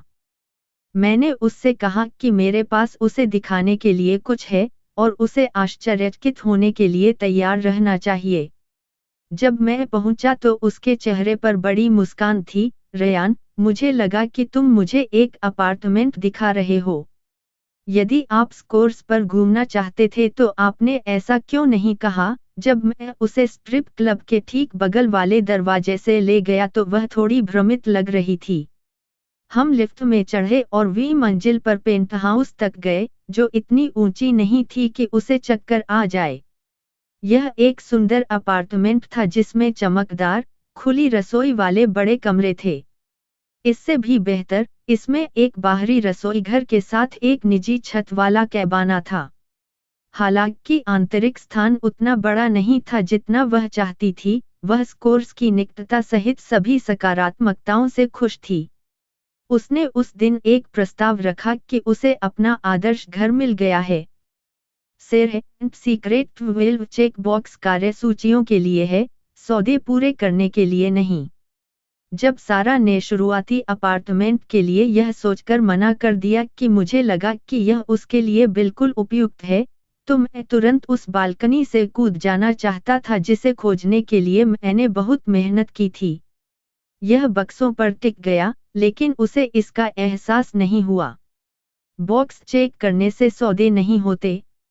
अच्छे सेल्स पर्सन जानते हैं कि सौदे के हर चरण के दौरान ग्राहकों से क्या अपेक्षा की जानी चाहिए, क्योंकि वे प्रत्येक चरण से गुजरते समय अपने ग्राहकों की भावनाओं के अनुरूप होते हैं। सारा अपने अपार्टमेंट की खोज को लेकर घबराई हुई थी और उम्मीद करती रही कि वहां कुछ बेहतर होगा। यह सिर्फ एक अपार्टमेंट के बारे में निर्णय नहीं था बल्कि यह उसके भविष्य के बारे में था। मुझे एहसास हुआ कि ये वही भावनाएं थीं जो उसने स्ट्रिप क्लब में महसूस की थीं। मैं सारा को एक अपार्टमेंट ढूंढने के लिए संघर्ष नहीं कर रहा था क्योंकि यह मुश्किल था, बल्कि इसलिए क्योंकि वह निराश थी कि वह बिक्री के उस चरण तक पहुंच गई थी। जब मैं उस भावना के प्रति सहानुभूति रखने में सक्षम हो गया जो वह महसूस कर रही थी, तो मैं उसे सही जगह पर मार्गदर्शन करने और सौदा दिलाने में सक्षम हो गया। जब हमें उसके लिए एक आदर्श घर मिल गया, जिससे सारा को इतनी बड़ी खरीदारी करने में सहज महसूस हुआ, तो वह ऐसा करने में सक्षम हो गई। अक्सर एक अंतर्निहित तत्व होता है जो किसी व्यक्ति को खरीदारी के आरामदायक क्षेत्र में ले जाता है। मेरे पास एक ग्राहक था जो शहर में रहने पर जोर देता था, ओपेरा के अलावा किसी भी चीज के लिए वी स्ट्रीट से ऊपर नहीं जाता था। जब लिंकन प्लाजा में एक अपार्टमेंट आया जो उसके लिए आदर्श लग रहा था, तो मुझे यकीन था कि ओपेरा की निकटता बोनस तत्व होगी जो उसे प्यार में डाल देगी। वह अनिच्छुक थी, लेकिन जब मैंने उसे अपार्टमेंट दिखाया और खिड़की की ओर ले गया, तो मैंने देखा कि उसकी आंखों में चमक आ गई थी। वहां लिंकन सेंटर के प्रसिद्ध फव्वारे का दृश्य था। वह व्यावहारिक रूप से अपने लिविंग रूम में ओपेरा हाउस से संगीत सुन सकती थी। यह वह क्षण था जब सब कुछ एक साथ हो गया। बेशक, उसने इसे खरीदा। आखिरकार, हर बिक्री में हमेशा एक ही भावनात्मक चक्र होता है, जो उत्साह और निराशा से लेकर खुशी और राहत तक होता है। बहुत सारी गेंदों को प्रबंधित करने के लिए आपको चक्र के हर भाग को संभालने के लिए तैयार रहना चाहिए, और यह जानना होगा कि प्रत्येक गेंद किस चरण में है। यह एक उभरते तूफान की तरह है, जिसके लिए आपको तैयार रहना चाहिए। बवंडर कहीं से भी नहीं आते। आमतौर पर चेतावनी के संकेत होते हैं। बारिश, तेज हवाएं, उड़ती हुई गायें।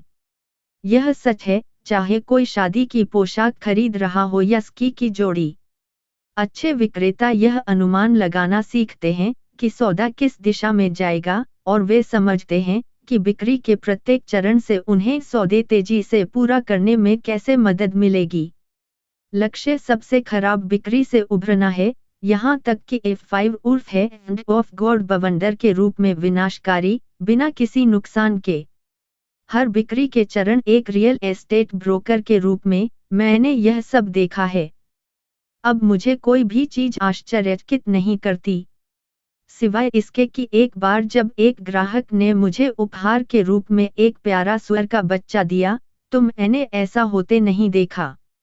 लेकिन मैं जो भी बिक्री करता हूँ वह उन्हीं 7 चरणों से होकर गुजरती है।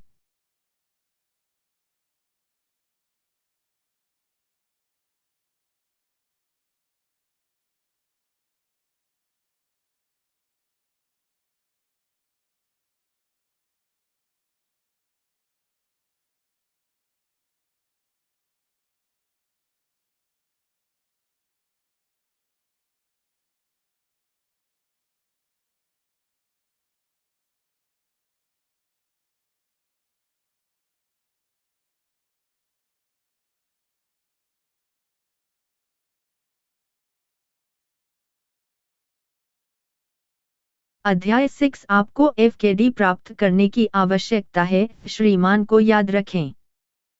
कुछ अध्यायों से आपकी स्मृति को ताजा करने के लिए, मैं उनसे मिलने के लिए पेरिस गया था और मैं या तो उन्हें अपना पहला $multi-million अपार्टमेंट बेचने जा रहा था, या एक किडनी के बिना बाथटब में जाग रहा था। आपको याद होगा कि कहानी का अंत खुशी से हुआ था। आखिरकार, बहुत सारे नाटक और वर्षों के उतार चढ़ाव के बाद, मैंने अपनी पहली बहुत बड़ी बिक्री की और मुझे अपने सभी आंतरिक अंगों को रखने का मौका मिला, जिन्हें मैं अजेय महसूस करता था। एक बार जब यह सौदा हो गया तो मैं एक स्टार रियल एस्टेट ब्रोकर के रूप में अपनी सही भूमिका निभाने के लिए इंतजार नहीं कर सका। सिवाय इसके कि कोई भी मेरे विज्ञापनों, कॉलों या मेरे द्वारा भेजे गए पोस्टकार्डों का जवाब नहीं दे रहा था। सड़क पर मिले नए ग्राहकों के मामले में मुझे कोई भाग्य नहीं मिल रहा था। मैं एक भी सौदा बंद नहीं कर पाया। क्या हो रहा था? क्या हर कोई यह नहीं समझ पा रहा है कि मैं एक अनुबंध पर हस्ताक्षर करवाने के लिए पेरिस गया और देर रात तक शराब पीने का खेल खेला? यह समर्पण है। लेकिन श्रीमान को बेचने के बाद उसके अपार्टमेंट में मैंने एक वेरी में प्रवेश किया। लंबा, सूखा जादू। अगले 4 महीने डरावने और निराशाजनक थे। यह काम क्यों नहीं कर रहा था? क्या मैं उतना बड़ा ब्रोकर नहीं था जितना मैंने सोचा था? कि शायद वह एक सौदा करियर निर्माता नहीं था जैसा मैंने सोचा था, और इसके बजाय यह सिर्फ एक अस्थायी था, एक बाह्य, एक यादृच्छिक और पागल लेनदेन जो पहले कभी नहीं होना चाहिए था। प्रत्येक न लौटाए गए फोन कॉल ने आत्मसंदेह की एक नई लहर जगा दी। मुझे कुछ समय के लिए शहर से बाहर निकलने का अवसर मिला। मैं अपने परिवार के साथ मेक्सिको की यात्रा पर गया था। जैसे ही मैंने समुद्र तट देखा तो मेरा उत्साह बढ़ गया। मैंने दिन तैरने और धूप में लेटने में बिताया। यदि मेरा करियर समाप्त हो जाता, तो मैं अपने शेष जीवन को खेत में गायों को चराने के लिए कोलोराडो जाने से पहले शानदार समुद्र तटों का आनंद ले सकता था। लेकिन सूरज एक डरपोक कुतिया है, और मुझे उसकी शक्ति को कम आंकने की भयानक आदत है। बाद में रात्रि भोज के समय, मेरी बहन ने मेरी ओर देखा और कहा, क्या तुम ठीक हो? हे भगवान, क्या वह सिर्फ मुझे देखकर बता सकती है कि मैंने 4 महीनों में कुछ भी नहीं बेचा है? रयान, तुम्हारे चेहरे पर क्या हो रहा है? वह अब जब उसने इसका उल्लेख किया है, मेरा चेहरा कुछ इस तरह महसूस हो रहा था, झुनझुनी। मुख्य पाठ्यक्रम तक मेरे चेहरे पर फफोले पड़ गए थे और ऐसा महसूस हो रहा था जैसे यह जम गया हो। मैं इतनी बुरी तरह से धूप से झुलस गया था कि मुझे अपने होटल के कमरे में टेलीनोवेलस देखते हुए एक गहरे पर्दे और 2 पर्दे की मोटी परत के पीछे रहना पड़ा। 5 मैक्सिकन हाइड्रोकार्टिसोन क्रीम। 3 दिनों के बाद मैंने बाहर जाने और फिल्मों में जाने का फैसला किया। मैं श्रीमान को देख रहा हूँ। पॉपर्स पेंगुइन को स्पेनिश में डब किया गया। खुशी है कि मैं जिम कैरी के किसी भी चुटकुले को नहीं समझ सका, क्योंकि जब मुझे अपने फोन पर एक ईमेल मिलता है तो मेरा चेहरा हंसी के दर्द को बर्दाश्त नहीं कर पाता। नमस्ते, मेरा नाम मैक्सिमस है। मेरे पास 2009 का एक पोस्ट कार्ड है जिसे मैंने कुछ समय के लिए सहेज कर रखा है। क्या आप अभी भी दलाल हैं? मेरे पास एक अपार्टमेंट है जिसे मैं पश्चिम वे पर पार्क इंपीरियल की 20 मंजिल पर बेचना चाहता हूँ। यह सेंट्रल पार्क के सामने है। कृपया मुझे वापस कॉल करें। डियोस मैं कान से कान तक मुस्कुरा देता अगर इससे मेरे चेहरे से खून नहीं निकलता। क्या यह सच है? पार्क इंपीरियल एक पौराणिक इमारत थी। मैंने इसके जादुई, चमचमाते और बेहद महंगे अपार्टमेंट के किस्से सुने थे। यह एक महान अवसर था और समय अद्भुत था। मैं निश्चित रूप से उत्साहित था, लेकिन तभी मुझे अपना चेहरा याद आया। वस्तुतः कुछ मिनट पहले तक मैं उस स्थान पर वापस आ गया था। मैंने कसम खाई थी कि मुझे फिर कभी इस बात की चिंता नहीं होगी कि मैं घर जाने से पहले न्यूयॉर्क शहर में कितने समय तक किराया वहन कर सकता हूँ। मुझे याद आया कि श्रीमान से बात करने के बाद मुझे कितना उत्साहित महसूस हुआ था। कुछ महीने पहले ही एक्स का अपार्टमेंट। मुझे इस बात का एहसास हो गया था कि सेल्स करियर कितना अद्भुत हो सकता है, और मैं और अधिक चाहता था, लेकिन कुछ नहीं हुआ। मैं भाग्यशाली हो गया जब श्री एक्स ने मुझे बेतरतीब ढंग से ईमेल किया था, और अब मेरे पास एक शानदार अवसर था क्योंकि एक व्यक्ति ने मेरे द्वारा 2 साल पहले भेजा गया पोस्टकार्ड सहेज लिया था।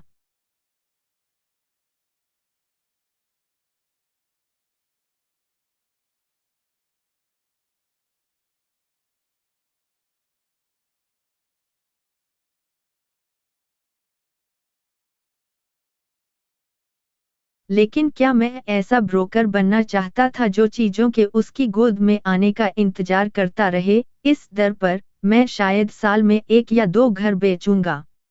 वह काफी अच्छा नहीं था। मैं लोगों के मेरे पास आने का इंतजार क्यों कर रहा था? मैं अपने लिए अवसर क्यों नहीं बना रहा था? जैसे ही मैंने आम मिर्च के स्वाद वाले मैक्सिकन लॉलीपॉप का अंतिम स्वाद चखा, मुझे एहसास हुआ कि मैं अंदर से खालीपन महसूस कर रहा हूँ। और मैंने उस भावना को पहचान लिया। यह टूटा हुआ, डरा हुआ अकेलापन था जो मुझे उस दिन मेट्रो में महसूस हुआ था। अब को छोड़कर यह थोड़ा अलग था। क्या होगा अगर वह खालीपन सिर्फ मेरे शरीर और दिमाग का मुझे यह बताने का तरीका था कि मेरे पास और अधिक के लिए जगह है? शायद वह खालीपन वास्तव में भूख थी। मैं अधिक सौदों और बड़ी सफलताओं का भूखा था। जैसे ही मैं उस मैक्सिकन मूवी थिएटर से बाहर निकला, एक बड़े सोम्ब्रेरो के साथ जो मेरे छाले, टमाटर लाल चेहरे को सूरज से बचा रहा था, मैंने तय कर लिया कि मैं यादृच्छिक भाग्य की प्रतीक्षा कर रहा था। मुझे एक विक्रेता के रूप में अपने करियर के प्रति अपने संपूर्ण दृष्टिकोण को फिर से परिभाषित करने की आवश्यकता थी। बाहरी डील श्रीमान की तरह ही है।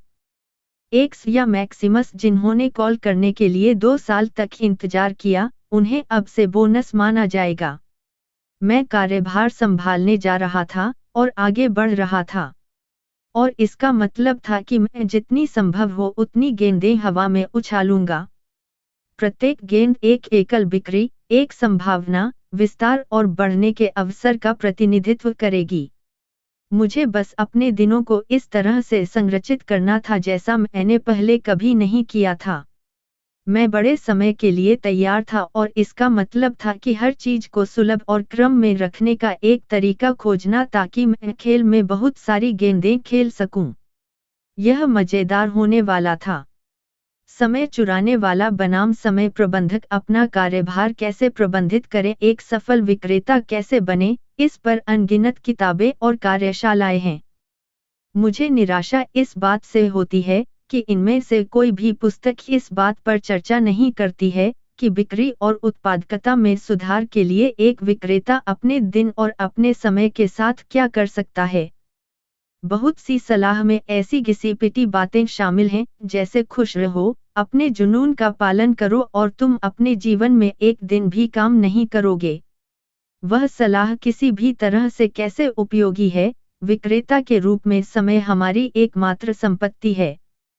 ज्यादा से ज्यादा ग्राहकों के साथ काम करने के लिए दिन में केवल उतने ही घंटे होते हैं, तो अधिक बिक्री के लिए हम अपने जागने के घंटों को अधिकतम कैसे कर सकते हैं? एक अनुशासित घर में बड़ा होने से, जहां नियम और संरचनाएं थीं, मुझे एक बड़ा फायदा हुआ जब यह समय प्रबंधन की बात आई। मैंने सीखा है कि ज्यादातर लोग जो कहते हैं कि वे व्यस्त हैं, वे व्यस्त नहीं हैं। वे तनावग्रस्त हैं, अभिभूत हैं, और अपना समय ठीक से प्रबंधित नहीं कर रहे हैं, इसलिए वे घोषणा करते हैं, मैं व्यस्त हूँ। ला दीदा। लोग व्यस्त नहीं हैं, वे खराब समय प्रबंधक हैं। जब तक आप एक कार्डियक सर्जन नहीं हैं, जो किसी के दादा के दिल के दाहिने वेंट्रिकल को फिर से जोड़ने के बीच में है, आप वास्तव में उतने व्यस्त नहीं हैं। आप संभवतः कार्डियक सर्जन को कॉल कर सकते हैं या टेक्स्ट संदेश का उत्तर दे सकते हैं, संभवतः नहीं। यदि आप अपना समय ठीक से प्रबंधित नहीं करते हैं, तो आप अपना बहुत बड़ा नुकसान कर रहे हैं। यदि आप सावधान नहीं हैं, तो आपका खराब समय प्रबंधन अन्य लोगों पर भी प्रभाव डालेगा, क्योंकि जब आप अपना काम ठीक से नहीं करते हैं, तो आपको अक्सर चीजों को ठीक करने के लिए अन्य लोगों को इसमें घसीटना पड़ता है।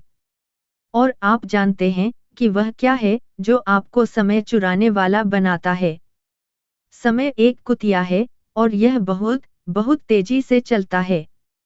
यदि आप एक विक्रेता हैं, जिसने कभी सोचा है, हे भगवान, मुझे करने के लिए बहुत कुछ है, मुझे क्या करना चाहिए, मुझे कब करना चाहिए, लेकिन अरे, दिन पहले ही खत्म हो चुका है, और मैं फिर से बिस्तर पर हूँ, तो ध्यान से सुने, क्योंकि यह अध्याय चल रहा है, आपको अपना समय वापस लेने में मदद करने के लिए। आप अपने दिन में जितना सोचते हैं, उससे अधिक कर सकते हैं।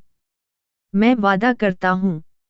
रेयांस दिवस में संभवतः सुबह के शुरुआती घंटों में अधिक करता हूँ, इससे पहले कि अधिकांश लोग अपना पहला कप कॉफी पी लें। मेरा दिन वास्तव में मेरे दिमाग में एक रात पहले शुरू होता है। यह आमतौर पर 1100 पी जैसा कुछ होता है। ईमेल साफ कर दिया गया है, कैलेंडर सेट कर दिया गया है। रुको, एक और ईमेल है, इसका उत्तर दें, सौदों पर जांच करें। सोती हुई पत्नी को चूमो। फोन प्लग इन करें। आंखें बंद करें। तैयार, से, स्ले। 430 AM। अध्याय 7 कार्य के 4 सिद्धांत। 29 अक्टूबर 2012 को, तूफान सैंडी ने पूर्वी तट पर हमला किया। न्यूयॉर्क और न्यू जर्सी के आसपास बहुत से लोगों ने अपने घर और कारें खो दीं, और कई लोगों की जान चली गई। बड़े पैमाने पर बाढ़ आई, अनिवार्य निकासी हुई और अधिकांश शहर बंद हो गया। बिजली और बहते पानी जैसी चीजों के बिना मैनहट्टन ठीक से नहीं चलता। यह ऐसा शहर था जो कभी नहीं सोता था, उसे बेहोश कर दिया गया था और यह डरावना था। मैं भाग्यशाली था कि मैं सुरक्षित रहा। सैंडी ने मुझे जो सबसे बड़ी समस्या दी वह यह थी कि मुझे कुछ दिनों तक पूरी तरह से अंधेरे में रहना पड़ा। लिफ्ट खराब होने के कारण मुझे अपने अपार्टमेंट तक 14 उड़ानों तक चलना पड़ा, और अगर मुझे कॉल करना हो तो मुझे लगभग 20 उड़ानों तक चलना पड़ा। शहर के उस हिस्से को ब्लॉक कर दिया जहां मेरे फोन को वास्तव में सेवा मिल सकती थी। कई लोगों की तुलना में मैं आसानी से निकल गया, लेकिन इसने मेरे माता पिता को मेरी चिंता करने से नहीं रोका। जब मेरी बिजली वापस चालू हो गई और जीवन सामान्य हो गया, तो वे यह देखने के लिए नीचे आए कि मैं कैसा कर रहा हूँ। मैं बहुत काम कर रहा था, यहाँ तक कि तूफान के दौरान भी, और इसका खामियाजा मुझे भुगतना पड़ रहा था। हम अपने लिविंग रूम में थे और मैं अपने पिताजी से शिकायत कर रहा था कि सुबह 5 बजे उठने में कितना कष्ट होता है। एम जबकि मेरे अधिकांश दोस्त सुबह 7 बजे तक सोते थे। एम और बिक्री में रहना कितना कठिन था, न कोई वेतन, न कोई नियमित वेतन, कोई लाभ नहीं, वास्तव में किसी भी चीज की कोई गारंटी नहीं। शायद मुझे स्कूल वापस जाना चाहिए था और एमबीए करना चाहिए था। मैंने ऐसा क्यों नहीं किया? मैं भी फिर से सप्ताहांत की छुट्टी चाहता था। मुझे यकीन नहीं है कि मैं शिकायत करके क्या हासिल करने की उम्मीद कर रहा था। शायद मैं चाहता था कि मेरे माता पिता को पता चले कि मैं कितनी मेहनत कर रहा हूँ, और यह भी संभव है कि मैं थोड़ी सहानुभूति या अच्छी उत्साह भरी बातचीत चाहता था। यह बिल्कुल वैसा नहीं है जैसा मुझे मिला। मेरे पिताजी ने मेरी बात काटते हुए कहा, यहीं रुक जाओ। क्या आपको लगता है कि मैं कभी भी हर दिन जल्दी उठना और काम पर जाना चाहता था? नहीं। मैं अंदर सोना चाहता था। मैं बाहर घूमना चाहता था। लेकिन वह काम नहीं था। मन उड़ा हुआ। जहां तक मुझे याद है, मेरे पिता हर सुबह ठीक 5:50 बजे उठ जाते थे। एम वह उठा और बिना अलार्म घड़ी के बिस्तर से बाहर निकल गया। ऐसा लगता है जैसे वह सहज रूप से जानता था कि पिशाच की तरह उठने का समय आ गया है। उस हास्यास्पद घड़ी में उठना उसके अस्तित्व में ही उलझा हुआ था। मेरे पिताजी गड़बड़ नहीं करते थे और क्योंकि वह अलार्म का उपयोग नहीं करते थे, इसलिए स्नूज बटन दबाना भी एक विकल्प नहीं था। उसने स्नान किया, दाढ़ी बनाई, टोस्ट का एक टुकड़ा लिया और अपना दिन शुरू करने के लिए निकल पड़ा। और हाँ, मैं इस धारणा के तहत था कि यह वही है जो वह हर समय लंबे समय तक काम करना चाहता था। मेरे पिता सबसे अनुशासित व्यक्ति हैं जिन्हें मैं जानता हूँ। जब काम की बात आती थी तो वह सैन्य जैसे थे। उन सभी वर्षों में वह सुबह होने से पहले उठता रहा था और उसने कभी भी इसके बारे में शिकायत नहीं की थी, एक बार भी नहीं। मैं उस पल को कभी नहीं भूलूंगा। मेरे लिए हर चीज को परिप्रेक्ष्य में रखा गया था। यह ऐसा था जैसे सुपरमैन और मैं ड्रिंक कर रहे थे और उसने कबूल किया, रेयान, यह बात है। उड़ान वास्तव में मुझे बहुत बीमार महसूस कराती है, और हर समय लोगों की मदद करना थका देने वाला होता है। उदाहरण के लिए, पिछले सप्ताह को लें। यह बच्चा एक ट्रक के नीचे फंस गया था, इसलिए उसे बचाने के लिए मुझे उसे उठाना पड़ा। यह वास्तव में भारी था और अब मेरा कंधा मुझे मार रहा है।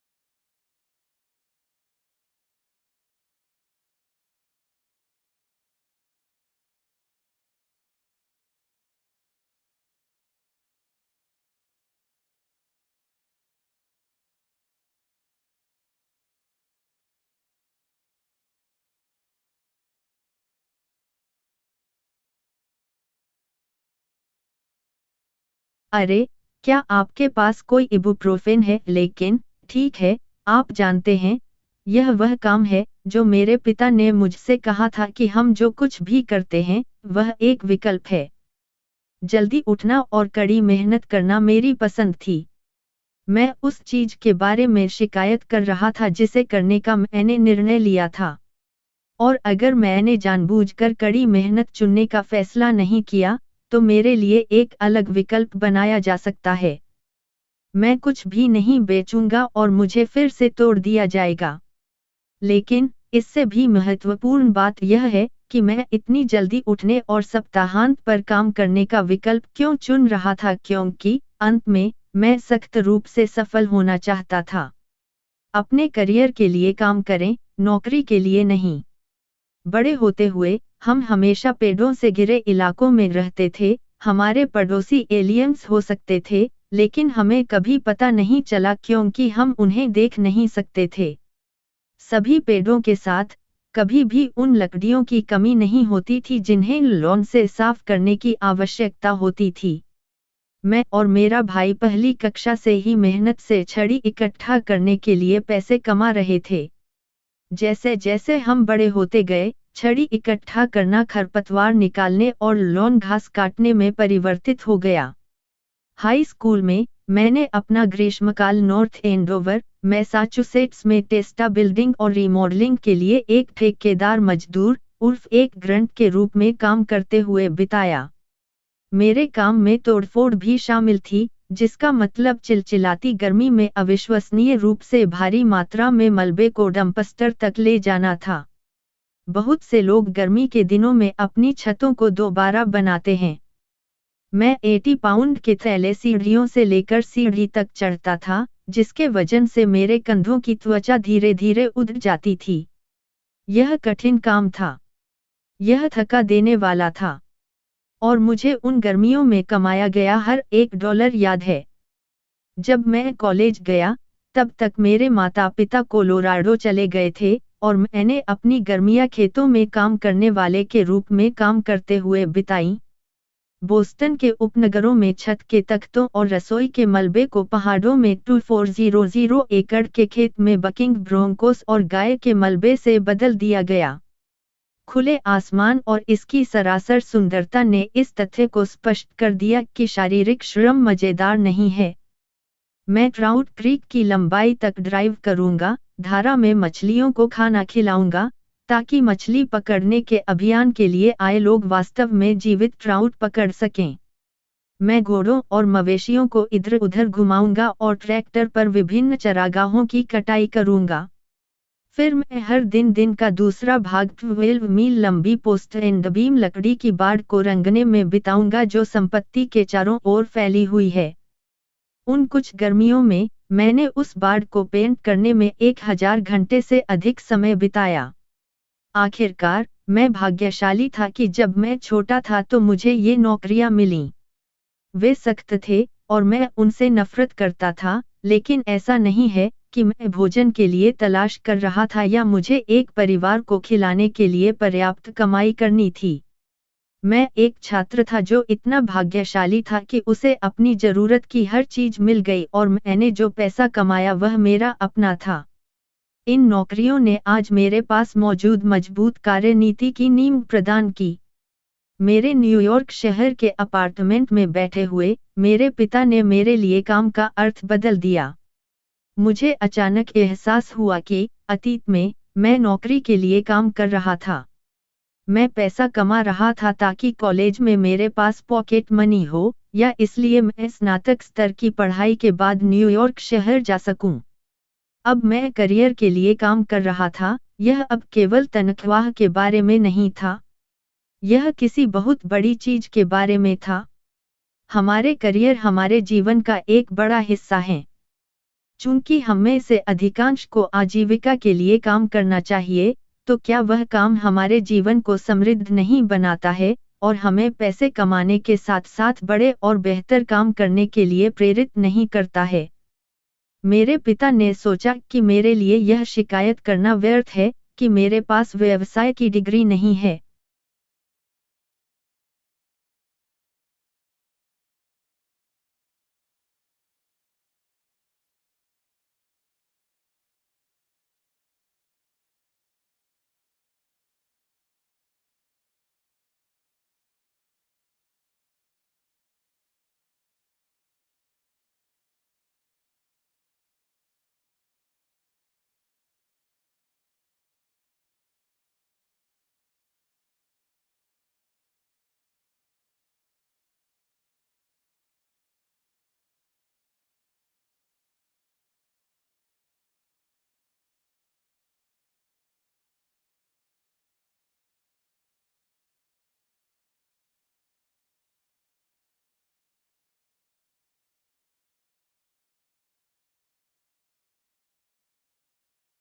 अध्याय 8B द वन हूँ दो भूरे पत्थरों की एक कहानी। मैंने एक बार एक ही ब्लॉक पर एक ही समय में लगभग 10 मिलियन प्रत्येक के लिए 2 ब्राउन स्टोन को बिक्री के लिए सूचीबद्ध किया था। ये गेंदें बहुत समान थीं, लेकिन उनमें कुछ दिलचस्प अंतर थे। पहली सूची वेस्ट वी स्ट्रीट पर सबसे अच्छे ब्राउन स्टोन की थी। यह ऐसा था मानो 1884 और 2017 में एक बच्चा हुआ हो और वह बच्चा अद्भुत था।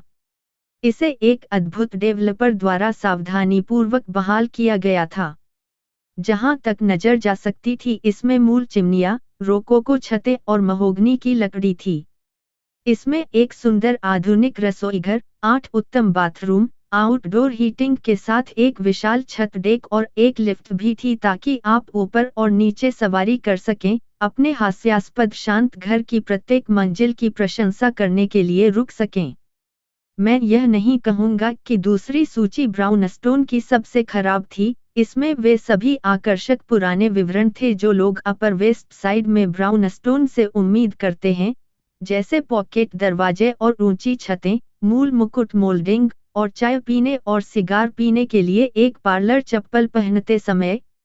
लेकिन ब्लॉक के ठीक नीचे अपने बेहतर नियुक्त पड़ोसी के विपरीत, इसका मंचन नहीं किया गया था, वहां कोई फर्नीचर नहीं था। इसमें लिफ्ट या छत का डेक नहीं था। एक खाली घर बेचना जो उदास और परित्यक्त दिखता हो, सामान्यतः लगभग असंभव होगा। सिवाय इसके कि ऐसा नहीं था, क्योंकि यह बिली हॉलीडेज हाउस था।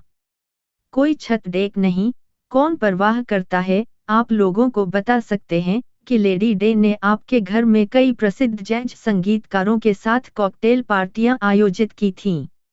मेरा मतलब है, जो कोई भी मूल रूप से बेहतर ब्राउन स्टोन में रहता था वह शायद हम में से बाकी लोगों की तरह एक सामान्य, गैर प्रसिद्ध, संगीत की दृष्टि से चुनौतीपूर्ण पैदल यात्री था। जिसने भी बिली हॉलीडेज का घर खरीदा, वह सिर्फ एक घर नहीं खरीद रहा था, वह इतिहास का एक अनोखा टुकड़ा भी खरीद रहा था और वह इतिहास कभी नहीं बदलता। अगला खरीदार और उसके बाद का खरीदार, सभी को ऐसी बातें कहने को मिलती हैं। क्या आप सहमत हैं कि जॉर्ज गेरशविन समरटाइम का बिली हॉलीडेज प्रस्तुतिकरण अद्वितीय है?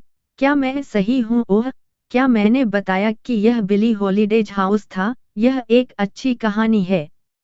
और यह उस तरह की कहानी है जो एक घर बेचती है, यहाँ तक कि एक भी खाली है। मैं यह कभी नहीं भूलता कि मैं वास्तव में कोई उत्पाद नहीं बेच रहा हूँ, मैं एक उत्पाद कहानी बेच रहा हूँ। जाहिर है, मेरे द्वारा बेचे जाने वाले हर घर में कभी कोई प्रसिद्ध जैज गायक नहीं रहता था। लेकिन घर भावनाओं का एक बड़ा भंडार है, यह कोई सामान्य खरीदारी नहीं है। यह वह जगह है जहां आप आराम करेंगे और एक लंबे दिन के बाद गेम ऑफ थ्रोन्स का मजा लेंगे और जहां आपके भविष्य के बच्चे चलना सीखते समय फर्नीचर पर ठोकर खाएंगे। लेकिन हमारी लगभग हर खरीदारी एक भावना से जुड़ी होती है। जो जूते हम खरीदने के लिए चुनते हैं, वे संकेत भेजते हैं कि हम कौन हैं, जैसे वाह, वह फैंसी है, या वे समझदार रुकावटें हैं। आपको एक नर्स या लंच लेडी या मारियो बटाली होना चाहिए। लोग जो खरीदा है, उसके बारे में अच्छा महसूस करना चाहते हैं। आप अपने दोस्तों को यह बताने में सक्षम होना चाहते हैं कि आपको अपनी कार पर बहुत अच्छा सौदा मिला है, या आपने उसी प्रकार के गोल्फ क्लब खरीदे हैं जो रोरी मैकलरॉय उपयोग करते हैं, या हो सकता है कि आपकी शादी की पोशाक उसी डिजाइनर द्वारा बनाई गई थी जिसने केट मिडलटन को तीसरी चचेरी बहन बनाया था। शादी का गाउन आप एक कहानी सुनाकर उत्पाद और ग्राहक के बीच आवश्यक संबंध बना सकते हैं। दिन के अंत में, अंततः कोई भी व्यक्ति सोते समय एक अच्छी कहानी चाहता है। उस कहानी को गढ़ना हमेशा उतना आसान नहीं होता जितना यह कहा जाता है। आप जानते हैं कि ये मुझे किसे पसंद हैं। George Clooney. अधिक बार आपको रचनात्मक होना होगा और गहराई से खोदना होगा, कहानी के उस छोटे से बीज को खोजने के लिए अपने उत्पाद के बारे में जितना संभव हो उतना सीखना होगा, क्योंकि ये अच्छी कहानी रोमांचक है। और जब आप उत्साह बेचते हैं तो आप कुछ भी बेच सकते हैं, यहाँ तक कि एक खाली उदास पुराना घर भी। सीक्रेट 16 तथ्यों से परे जाएं। कोई भी उत्पाद बेचते समय उसे एक कहानी के साथ बेचें। आप अधिक सौदे और जल्दी से बंद कर देंगे। हर उत्पाद की एक कहानी होती है, आपको बस उसे ढूंढना है। जॉन डेको से मिलें। जब मैं 25 साल का था तो मैं न्यूयॉर्क शहर की एक इमारत 99 जॉन स्ट्रीट के सबसे कम उम्र के बिक्री निदेशकों में से एक बन गया। मैं अविश्वसनीय रूप से उत्साहित और अत्यधिक घबराया हुआ था। यह 442 अपार्टमेंट थे, लगभग $500 अरब की बिक्री और बहुत अधिक दबाव।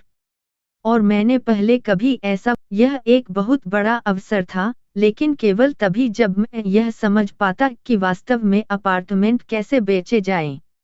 यह 2008 में वित्तीय बाजारों के ढहने के कुछ ही समय बाद था और घर नहीं बिक रहे थे। इस तरह मुझे सबसे पहले यह परियोजना मिली। डेवलपर के पास एक ऑनसाइट बिक्री टीम थी जिसने लगभग कुछ भी नहीं बेचा था और उन्हें किसी भूखे व्यक्ति की जरूरत थी जो बाजार बनाने जा रहा हो। दलालों ने इमारत लिख ली थी, कोई देखने भी नहीं आ रहा था। मुझे इस इमारत पर नए सिरे से काम करने का एक तरीका खोजने की जरूरत थी ताकि मैं कुछ ट्रैफिक चालू कर सकूं। मैंने इमारत के बारे में जितना हो सके उतना सीखने से शुरुआत करने का फैसला किया। जब मैंने इसे गूगल पर खोजा तो 442 इकाइयों को कॉन्डो में विकसित किए जाने के बारे में बहुत सारी जानकारी मिली। इसके बारे में कुछ भी दिलचस्प नहीं है। जब बाजार बढ़िया होता है तो आपको बस यही चाहिए होता है, लेकिन जब बाजार खराब होता है तो आपको कहानी बेचने के लिए उत्पाद के अलावा और भी बहुत कुछ बेचने की जरूरत होती है। मैं उस विशेष जानकारी को ढूंढना चाहता था जो लोगों को इसे देखने के लिए उत्साहित कर दे, जैसे कि जॉर्ज वाशिंगटन एक बार यहाँ रुके थे या जस्टिन बीबर। फिर मुझे यह मिल गया। मुझे पता चला कि 99 जॉन स्ट्रीट को श्रेव, लैम्ब और हारमन द्वारा डिजाइन किया गया था। वे कौन हैं? ओह, केवल आर्किटेक्ट जिन्होंने एम्पायर स्टेट बिल्डिंग के नाम से जाना जाने वाला एक छोटा सा आर्ट डेको चमत्कार डिजाइन किया था। ये आर्किटेक्ट न्यूयॉर्क शहर के आर्ट डेको आंदोलन में बड़े नाम थे। आर्ट डेको आंदोलन सुंदर वास्तुकला, ग्लैमर, कॉकटेल और सिगरेट का आनंद लेने वाले लोगों से जुड़ा है, क्योंकि उन्हें अभी तक नहीं पता था कि धूम्रपान उन्हें मारने वाला था। 99 जॉन स्ट्रीट की आर्ट डेको जड़ें अद्वितीय थीं और इससे मुझे काम करने के लिए कुछ मिला। मैंने कॉलेज के अपने मित्र टॉम बूथ को फोन किया, जो एक प्रतिभाशाली चित्रकार हैं। उन्होंने शानदार हम्फ्री बोगार्ट स्टाइल टोपी के साथ एक आदमी की छवि बनाई और हमने उसका नाम जॉन डेको रखा। जॉन डेको हमारे मार्केटिंग अभियान का आधार बन गया। हमने अपने लॉन्च इवेंट के रूप में जॉन डेको को घर वापसी पार्टी देने का फैसला किया। हमने भोजन और पेय के लिए बहुत सारे दलालों को आमंत्रित किया और टिफनी कंपनी से फैंसी उपहार दिए। और हर्म्स, यह सुनिश्चित करते हुए कि हर कोई जानता था कि वे दोनों स्टोर ठीक उसी क्षेत्र में स्थित थे। देखो यह कितना बढ़िया पड़ोस है। अब लोग इमारत के बारे में बात कर रहे थे। अचानक दलालों ने इमारत को 99 जॉन कहने के बजाय इसे जॉन डेको बिल्डिंग के रूप में संदर्भित करना शुरू कर दिया। यह अब केवल इकाइयों का एक समूह नहीं था जिन्हें कॉन्डो में परिवर्तित किया जा रहा था। हर कोई इमारतों के समृद्ध इतिहास के बारे में जानता था क्योंकि हमने संभावित खरीदारों को इसे दिखाने के लिए एक कहानी बनाई थी। हमें अगले दिन हमारे पहले 3 प्रस्ताव मिले। एक रचनात्मक पिच तैयार करने के लिए एक कहानी का उपयोग करना। पहला कदम अपनी चुनौती को स्पष्ट रूप से परिभाषित करना। मेरी समस्या यह थी कि अब कोई भी इस इमारत पर ध्यान नहीं दे रहा था। यह एक कठिन बाजार था और यह अलग नहीं दिखा। यह मूलतः एक और इमारत थी जिसे कॉन्डो में परिवर्तित किया जा रहा था। मुझे लोगों को इसके बारे में बात करने के लिए एक नया तरीका खोजने की जरूरत थी। चरण 2, अपने उत्पाद के बारे में बुनियादी तथ्यों से आगे बढ़ें। आपके उत्पाद का इतिहास क्या है और क्या आप इसका उपयोग ताजा पिच के लिए एक दिलचस्प कहानी बताने के लिए कर सकते हैं। 99 जॉन का निर्माण एक प्रसिद्ध वास्तुशिल्प फर्म द्वारा किया गया था जिसने न्यूयॉर्क शहर के कुछ सबसे बेशकीमती वास्तुशिल्प रत्नों का निर्माण किया था। यह 99 जॉन स्ट्रीट के इतिहास का एक दिलचस्प टुकड़ा है। क्या आप हैंड लोशन बेचते हैं? हैंड लोशन का आविष्कार किसने किया और क्यों है हैंड लोशन तकनीक कितनी आगे बढ़ गई है? क्या आप जानते हैं कि अमेरिकी मूल निवासी उबले हुए पशु वसा से मॉइस्चराइज करते थे? क्या यह जीवित रहने का एक अच्छा समय नहीं है? हमारे 2 for 1 उत्पाद में कोई नहीं है पशु मेद। 4 बोतलें लें। चरण 3 बीज रोपे। आप इस कहानी का उपयोग रचनात्मक तरीके से कैसे कर सकते हैं ताकि लोग उस उत्पाद को पसंद करें? मैं इस तथ्य का उपयोग करने में सक्षम था कि इमारत आर्ट डेको वास्तुकला का एक महान उदाहरण थी ताकि इसे अन्य अधिक सामान्य से अलग किया जा सके। विकास। हमने जॉन डेको की छवि बनाने के लिए इतिहास का उपयोग किया जो हमारे नए मार्केटिंग अभियान का आधार बना। हमारे पास खरीदारों के साथ साझा करने के लिए एक दिलचस्प कहानी थी। बीमा बेचें। लोगों को यह समझाने में कठिनाई हो रही है कि उन्हें बीमा की आवश्यकता है। क्या आप जानते हैं कि बीमा मानवता की शुरुआत से ही शुरू हुआ था जब पड़ोसी एक दूसरे को रहने के लिए जगह का बीमा कराते थे। अगर उनके घरों में कुछ होता तो योग्यतम की उत्तरजीविता मित्र प्रणाली के बीमा के साथ। अध्याय 9 स्मार्टर कोर्फू को कैसे विफल करें। ग्रीस 7 जुलाई 2016। मैंने अपना टक्स पहन रखा था और मुझे लगा कि यह बहुत अच्छा लग रहा है। चमकीला नीला रंग सही विकल्प था। मैंने यह सुनिश्चित करने के लिए त्वरित जांच की कि मेरे दांतों में कुछ भी फंसा तो नहीं है और मैंने अपनी भौं से पसीना पोंछ लिया। ग्रीस में जुलाई में गर्मी बराबर होती है। सब कुछ क्रम में था और कुछ ही मिनटों में मैं समुद्री डाकू जहाज पर सवार हो जाऊंगा। हाँ, मैंने कहा कि समुद्री डाकू जहाज मुझे एक छोटे से द्वीप पर एक प्राचीन चर्च में ले जाएगा जहां मैं अपने सभी दोस्तों और परिवार के सामने एमिलिया से शादी करूंगा और दुनिया। आखिरकार जब ब्रावो इसे फिल्मा रहे थे, ग्रीक द्वीप पर 150 लोगों के लिए शादी की योजना बनाना चुनौतियों से खाली नहीं था। इसलिए जब मेरा फोन लगातार बजने लगा तो मैंने खुद को शादी से संबंधित आपदा के लिए तैयार कर लिया। यह कुछ भी हो सकता था कि पुजारी का अपहरण कर लिया गया था, चर्च को उड़ा दिया गया था, अत्यधिक गर्मी के कारण मेहमानों में झगड़ा हो गया था, या हमने भगवान पोसीडोन को नाराज कर दिया था और उन्होंने हमारी शादी का केक आयोनियन सागर में फेंक दिया था। अगर उपरोक्त में से कुछ भी हुआ होता तो मैं इसे प्राथमिकता देता। कम से कम यह एक बहुत अच्छी कहानी बनती, न कि जो मैं झेलने वाला था। आइए कहानी को थोड़ा पीछे ले जाएं, जेम्मा मार्केल्सन के साथ मेरे इतिहास पर। न्यूयॉर्क शहर, जून 15, 2016 में जेम्मा के साथ 4 साल से काम कर रहा था। मैं अनुवर्ती कार्रवाई के सभी 3 F का उपयोग कर रहा था। मैं आपसे वादा कर सकता हूँ। मैं उसे एक अपार्टमेंट दिखाऊंगा, प्यार में पड़ जाऊंगा, उसे खरीदने के करीब पहुंचूंगा, उसका मन बदल दूंगा और किराए पर रहने का फैसला करूंगा। वह एक बहुत ही वफादार ग्राहक थी, इसलिए मैंने कभी भी उसे छोड़ने के बारे में नहीं सोचा था, लेकिन वह बहुत नकचढ़ी थी और उसने अपना मन बहुत बदल लिया। 1 महीने में वह केवल फर्श से छत तक खिड़कियों वाले अपार्टमेंट और हडसन नदी के दृश्य देखना चाहेगी। अगले महीने वह भी यही चाहती थी, लेकिन हडसन नदी के दृश्य को एम्पायर स्टेट बिल्डिंग से बदल दें। फिर खुली रसोई के प्रति आकर्षण आया, उसके बाद फ्लैटिरॉन मचान के साथ छेड़खानी हुई। केवल ग्राउंड फ्लोर इकाइयों का संक्षिप्त चरण भी था क्योंकि इससे मेरे बैंड के लिए अभ्यास करना आसान हो जाएगा। मुझे नहीं पता था कि वह एक बैंड में थी। जेम्मा के साथ यह इधर उधर काफी समय से चल रहा था।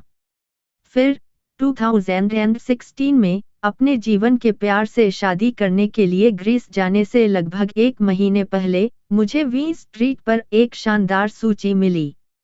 मुझे पता था कि मेरे पास इसके लिए सही खरीदार है। जेम्मा मुझे जैसे ही पता चला कि मेरे पास सूची है, मैंने उसे फोन किया। वह खुली ईंटों, ऊंची छतों, संलग्न बाथरूम के साथ बड़े मास्टर बेडरूम और खुले लेआउट के बारे में सुनकर उत्साहित थी। इसमें किसी नदी या ऐतिहासिक इमारत का दृश्य नहीं था, लेकिन इसकी कीमत अच्छी थी और इसमें एक विशाल गृह कार्यालय था जिसे वह स्क्रीनिंग रूम या रिकॉर्डिंग स्टूडियो में बदल सकती थी। जब वह दरवाजे से गुजरी तो मैंने देखा कि वह शर्मा रही थी और मुस्कुरा रही थी, ऐसा पहले कभी नहीं हुआ था। यह एकदम सही था कि जेम्मा को अपना घर मिल गया था। मैंने अपार्टमेंट को 5 मिलियन में सूचीबद्ध करने की योजना बनाई थी, लेकिन अभी तक इसे बाजार में नहीं लाया था, इसलिए मुझे जेम्मा और विक्रेता के बीच एक सौदा करना पड़ा। प्रवेश करें। जेम्मा की मां। जेम्मा को एक अपार्टमेंट मिला, ग्रेट लेट्स 4 मिलियन का ऑफर, नकद कभी भी बंद। अद्भुत, वास्तव में अद्भुत नहीं।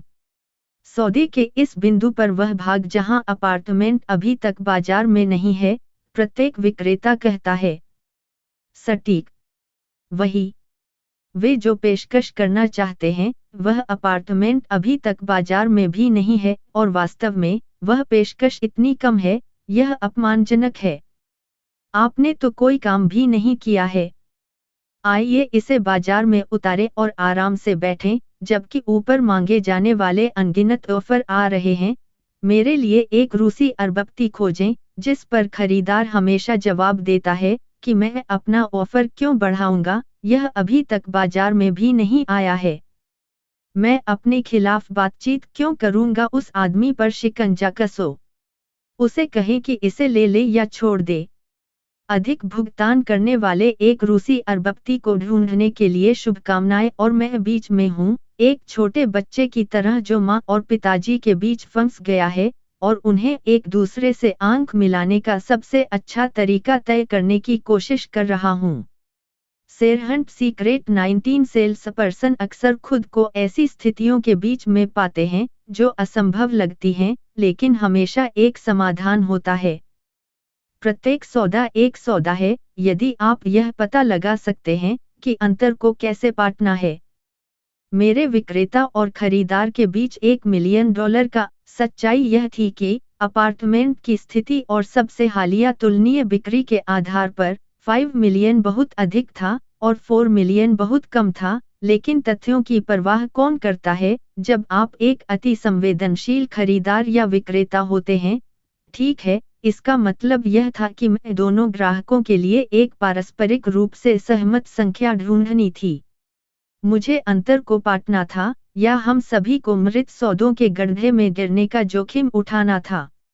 मैं प्रत्येक पक्ष को यह समझाने के लिए गया कि उन्हें यह देखने का प्रयास करना चाहिए कि क्या हम किसी समझौते पर पहुंच सकते हैं। किसी भी बातचीत की शुरुआत में मेरा नंबर 1 नियम हमेशा जवाबी कार्रवाई करना है।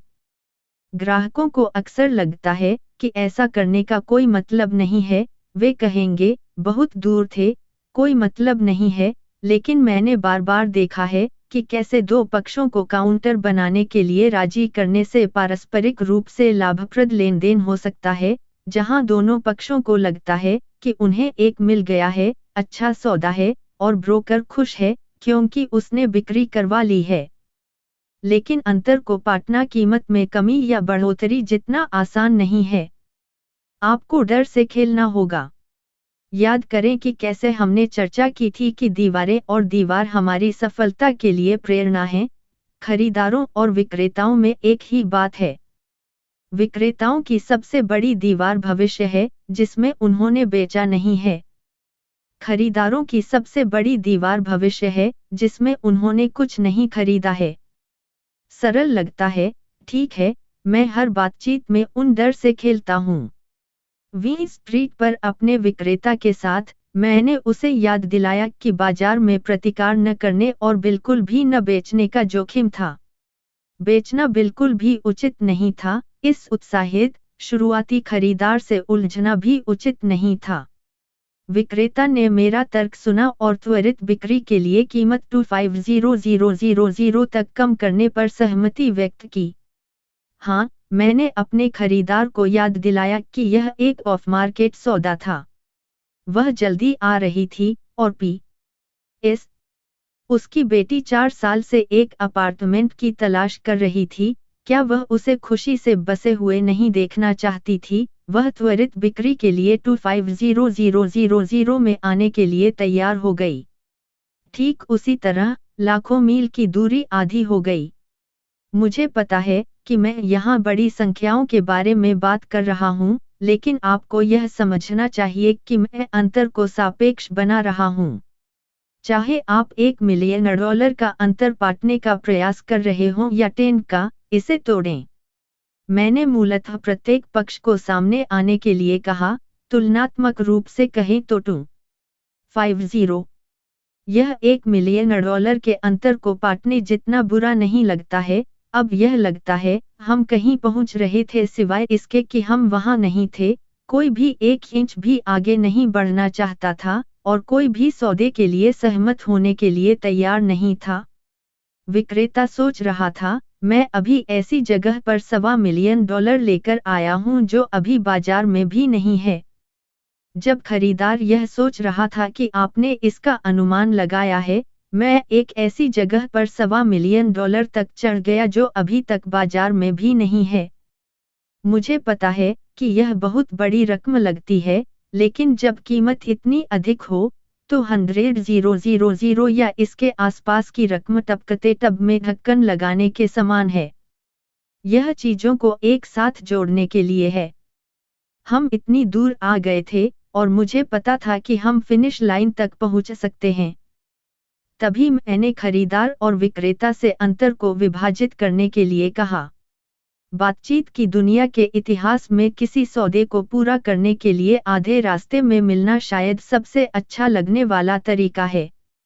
दोनों पक्षों को अच्छा लगता है, और दोनों पक्षों को ऐसा लगता है जैसे दूसरे पक्ष ने बराबर हिस्सा दिया। वे दोनों ऊपर और नीचे आने के लिए सहमत हुए ताकि विक्रय मूल्य 4 हो। 5 मिलियन डील विक्रेता कनेक्टिकट में खरीदे गए घर में जा सकते हैं, और जेम्मा के पास उसका स्क्रीनिंग बैंड है, मास्टर रूम होगा। और सबसे अच्छी बात यह है कि एमिलिया और मैं इस बारे में चिंता किए बिना शादी करने के लिए ग्रीस जा सकते हैं। ऐसी रणनीति पर बातचीत करें जो आपकी गेंद को खेल में बनाए रख सके। यदि ऐसा लगता है कि आप किसी समझौते से मीलों दूर हैं, तो डरे नहीं। अंतर को पाटने और पारस्परिक रूप से सहमत स्थिति खोजने के कई तरीके हैं। हमेशा एक प्रति प्रस्ताव दें। बिना काउंटर के आप कहीं भी नहीं पहुंच सकते। ग्राहकों को याद दिलाएं कि समय की हमेशा कीमत होती है। समय महंगा है। आप बाजार की भविष्यवाणी नहीं कर सकते। आप यह नहीं मान सकते कि हमेशा कोई बेहतर ऑफर होता है। क्या इसमें शामिल पक्ष अंतर को विभाजित कर सकते हैं? क्या आप विक्रेता के रूप में अतिरिक्त प्रोत्साहन की पेशकश कर सकते हैं? क्या आप अपना कमीशन कम कर सकते हैं? अध्याय 10 इसे अभी करें। अक्षरों पर अलंकृत स्वर्ण अक्षरों में हेवेंस गेट लिखा हुआ है। यह चिन्ह सबसे भव्य, विस्तृत गढ़ा लोहे के द्वार के शीर्ष पर स्थित था। मेरी 13 साल की आंखों को ऐसा लग रहा था मानो गेट आसमान की ओर घूम रहा हो। मैं कल्पना भी नहीं कर सकता कि मेरा 10 वर्षीय भाई क्या सोच रहा था। गेट किसी गॉथिक हॉरर फिल्म की तरह था। यह पूरी तरह से लताओं से घिरा हुआ था। 4 वर्षों में हम टॉप्सफील्ड, मैसाचुसेट्स में रहे। हमने कभी भी गेट खुला नहीं देखा। हमने कभी किसी को अंदर आते या निकलते नहीं देखा। मुझे और मेरे छोटे भाई को जॉन्स लेन के अंत में अपनी बाइक पर बड़े गेट से गुजरना बहुत पसंद था। बुध हमेशा कुछ मिनटों के लिए रुकता है, और वहां जो कुछ भी था उसके बारे में कहानियां बनाता है। क्या यह एक डरावनी बूढ़ी चुड़ैल थी जिसने दशकों से घर नहीं छोड़ा था? क्या किसी पागल वैज्ञानिक की वहां एक बड़ी हवेली में प्रयोगशाला थी? या शायद मेरे भाई और मैं दोनों ने गुप्त रूप से उम्मीद की थी कि यह बैटमैन का घर होगा। हम गर्मी के दिनों में अपनी बाइक चला रहे थे जब जिज्ञासा हम पर हावी हो गई। हम अंततः यह जानना चाहते थे कि वास्तव में वहां क्या था। यह पता चला कि हम गेट को धक्का देकर इतना खोलने में सक्षम थे कि हम उसमें से निकल सकें। हमें विश्वास नहीं हो रहा था कि हम गेट के अंदर हैं। हम एक खड़ी, घुमावदार सड़क पर चले, जिसके हर तरफ हरे भरे पत्ते और फूल थे। लगभग 5 मिनट बाद हमने कुछ ऐसा देखा जिस पर हमें विश्वास ही नहीं हुआ। यह छोटा था, लेकिन उतना ही अलंकृत था। हम उत्साहित हो रहे थे। केवल एक सचमुच अद्भुत व्यक्ति के पास ही इस तरह का रास्ता और द्वार होगा। हमें अपनी उम्मीदें बढ़ रही थीं। क्या बैटमैन वास्तव में हमारा पड़ोसी हो सकता है? हे भगवान! हम दूसरे गेट से गुजरे और लंबे, घुमावदार रास्ते पर चलते रहे और लगभग 5 मिनट की पैदल दूरी में हमें एक और गेट मिला। क्या यह घर स्पष्ट रूप से एक महल जैसा दिखने वाला था? क्या कोई खाई होगी? कवच का एक सूट पत्ते गहरे हो गए। वहां गुलाब के जंगली टुकड़े थे जो पागलों की तरह उग आए थे। हम एक फव्वारे के पास से गुजरे जो किसी परी कथा या खौफनाक परी कथा जैसा लग रहा था, क्योंकि यह घास फूस से भरा हुआ था और पानी हरा दिख रहा था और इसमें से बदबू आ रही थी। जब हम आखिरकार पहाड़ी की चोटी पर पहुंच गए, तो हम रुक गए। ठीक हमारे सामने, जहां हमें दुनिया का सबसे अद्भुत घर होने की उम्मीद थी, वहां कुछ भी नहीं था। हम करीब चले गए, वास्तव में विश्वास नहीं हुआ कि गुलाब के फूलों के खेतों और 3 द्वारों वाला यह 2 मील लंबा मार्ग कुछ भी नहीं ले जा सकता है। हमें जो मिला वह एक विशाल छेद था, जो सीमेंट से भरा हुआ था। सबसे बड़ा कंक्रीट स्लैब जिसकी आप कल्पना कर सकते हैं, वह एक ऐसे घर की नींव थी जो कभी नहीं बनाया गया था। कम से कम कहें तो हम निराश थे। कोई इतना अजीब प्रवेश द्वार क्यों बनाएगा और यह सब सामान क्यों लगाएगा, और कभी घर नहीं बनाएगा। हम वापस नीचे चले, अपनी बाइक पर बैठे और वीडियो गेम खेलने के लिए घर चले गए। मैंने अपने पिताजी को बताया कि हमने क्या पाया था, और कुछ घंटों तक तोड़ने और प्रवेश करने के लिए दंडित होने के बाद, वह यह पता लगाने में हमारी मदद करने के लिए सहमत हुए कि क्या हुआ था। घर क्यों नहीं बनाया गया? क्या मालिक का अपहरण कर लिया गया था? क्या वे यार्ड के सभी काम के बारे में सोचते हुए ही मर गए? क्या वह एक जासूस था जिसे घर पूरा होने से पहले भागना पड़ा? हमें अपना जवाब मिल गया। यह पता चला कि जिसके पास संपत्ति थी वह अपने सपनों की हवेली बनाने की योजना बना रहा था। उन्होंने गेट से शुरुआत की और उन्होंने कोई कसर नहीं छोड़ी। उन्होंने फूलों, झाड़ियों और पेड़ों और फिर अन्य द्वारों के सौंदर्यीकरण पर बहुत सारा धन खर्च किया। उन्होंने इटली से सड़क के लिए बजरी और ग्रीस से जैतून के पेड़ भेजे। इस घर का प्रवेश द्वार यह संदेश देने वाला था कि जिस घर में आप प्रवेश करने वाले थे वह अब तक का सबसे अच्छा घर है। और उसने जो बनाया था वह सुंदर था, लेकिन दुर्भाग्य से, उसने उन विवरणों पर इतना पैसा खर्च कर दिया था कि कुछ भी नहीं बचा था। उसके पैसे खत्म हो गए। वह वास्तविक घर बनाने में असमर्थ था, और अंततः बैंक ने संपत्ति पर कब्जा कर लिया। सारा पैसा, समय और प्रयास एक बार पर खर्च हो गया, और दिखाने के लिए कोई घर नहीं था।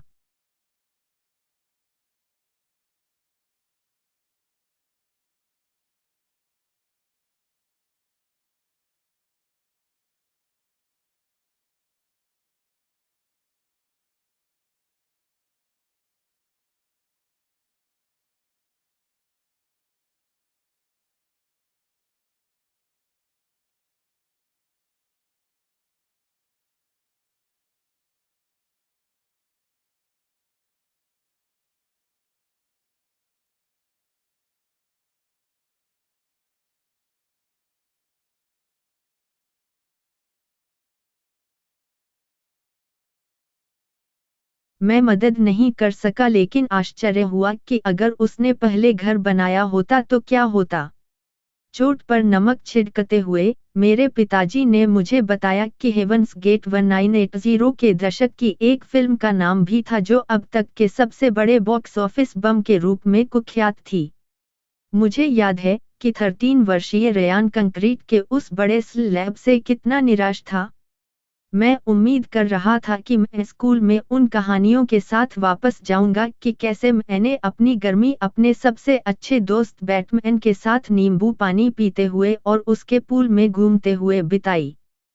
तब मुझे यह जानने का कोई रास्ता नहीं था, लेकिन मेरे भाई के साथ उस साहसिक कार्य ने मुझे मेरे जीवन के 2 सबसे महत्वपूर्ण सबक सिखाए। 1. मेरे लिए इतनी बड़ी कोई बाधा नहीं है कि मैं उस पर चढ़ सकूं। 2. सबसे महत्वपूर्ण कार्य पहले करें।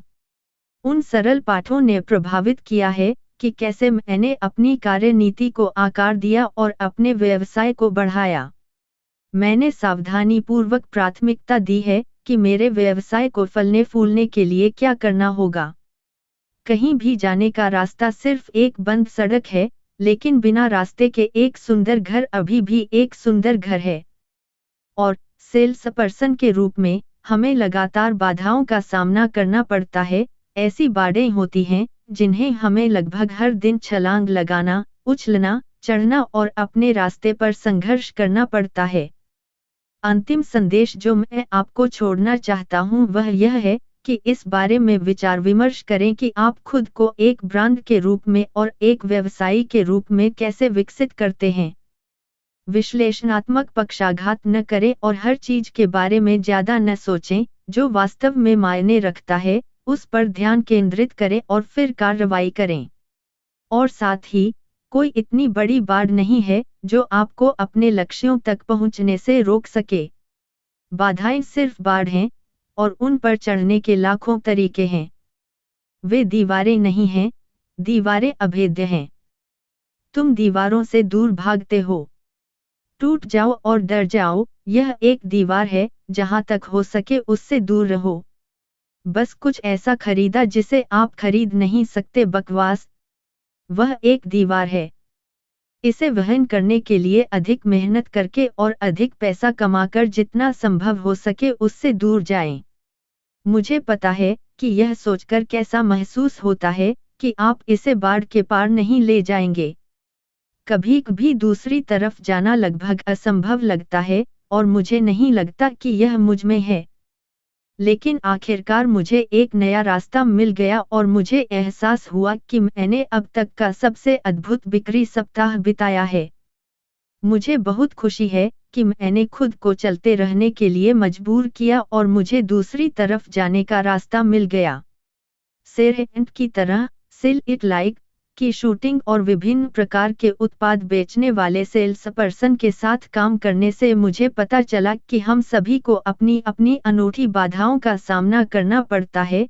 हम सभी के पास चढ़ने के लिए अपनी अपनी बाधाएं हैं। एक अविश्वसनीय रूप से सफल विक्रेता बनने के लिए जो कई गेंदों को संभालता है और नियमित रूप से समापन करता है, आपको हमेशा कुछ अलग करने के लिए, अधिक करने के लिए तैयार रहना होगा। अलग अलग ऊंचाई और चौड़ाई की अनगिनत प्रकार की बाड़ें हैं और कुछ वास्तव में विश्वासघाती हो सकती हैं, जैसे कांटेदार तारों से ढकी बाड़ें। संभावना है कि कुछ बाड़ें हैं जिनका सभी विक्रेताओं ने सामना किया है और मैं उन्हीं के बारे में यहाँ बात करने जा रहा हूँ जिनमें मेरी सबसे बड़ी बाड़ भी शामिल है। लेकिन मुझे आपके फैंस के बारे में सुनने का मौका अच्छा लगेगा। अगर हम साथ मिलकर काम करें तो हम हमेशा उन पर काबू पाने का रास्ता खोज सकते हैं।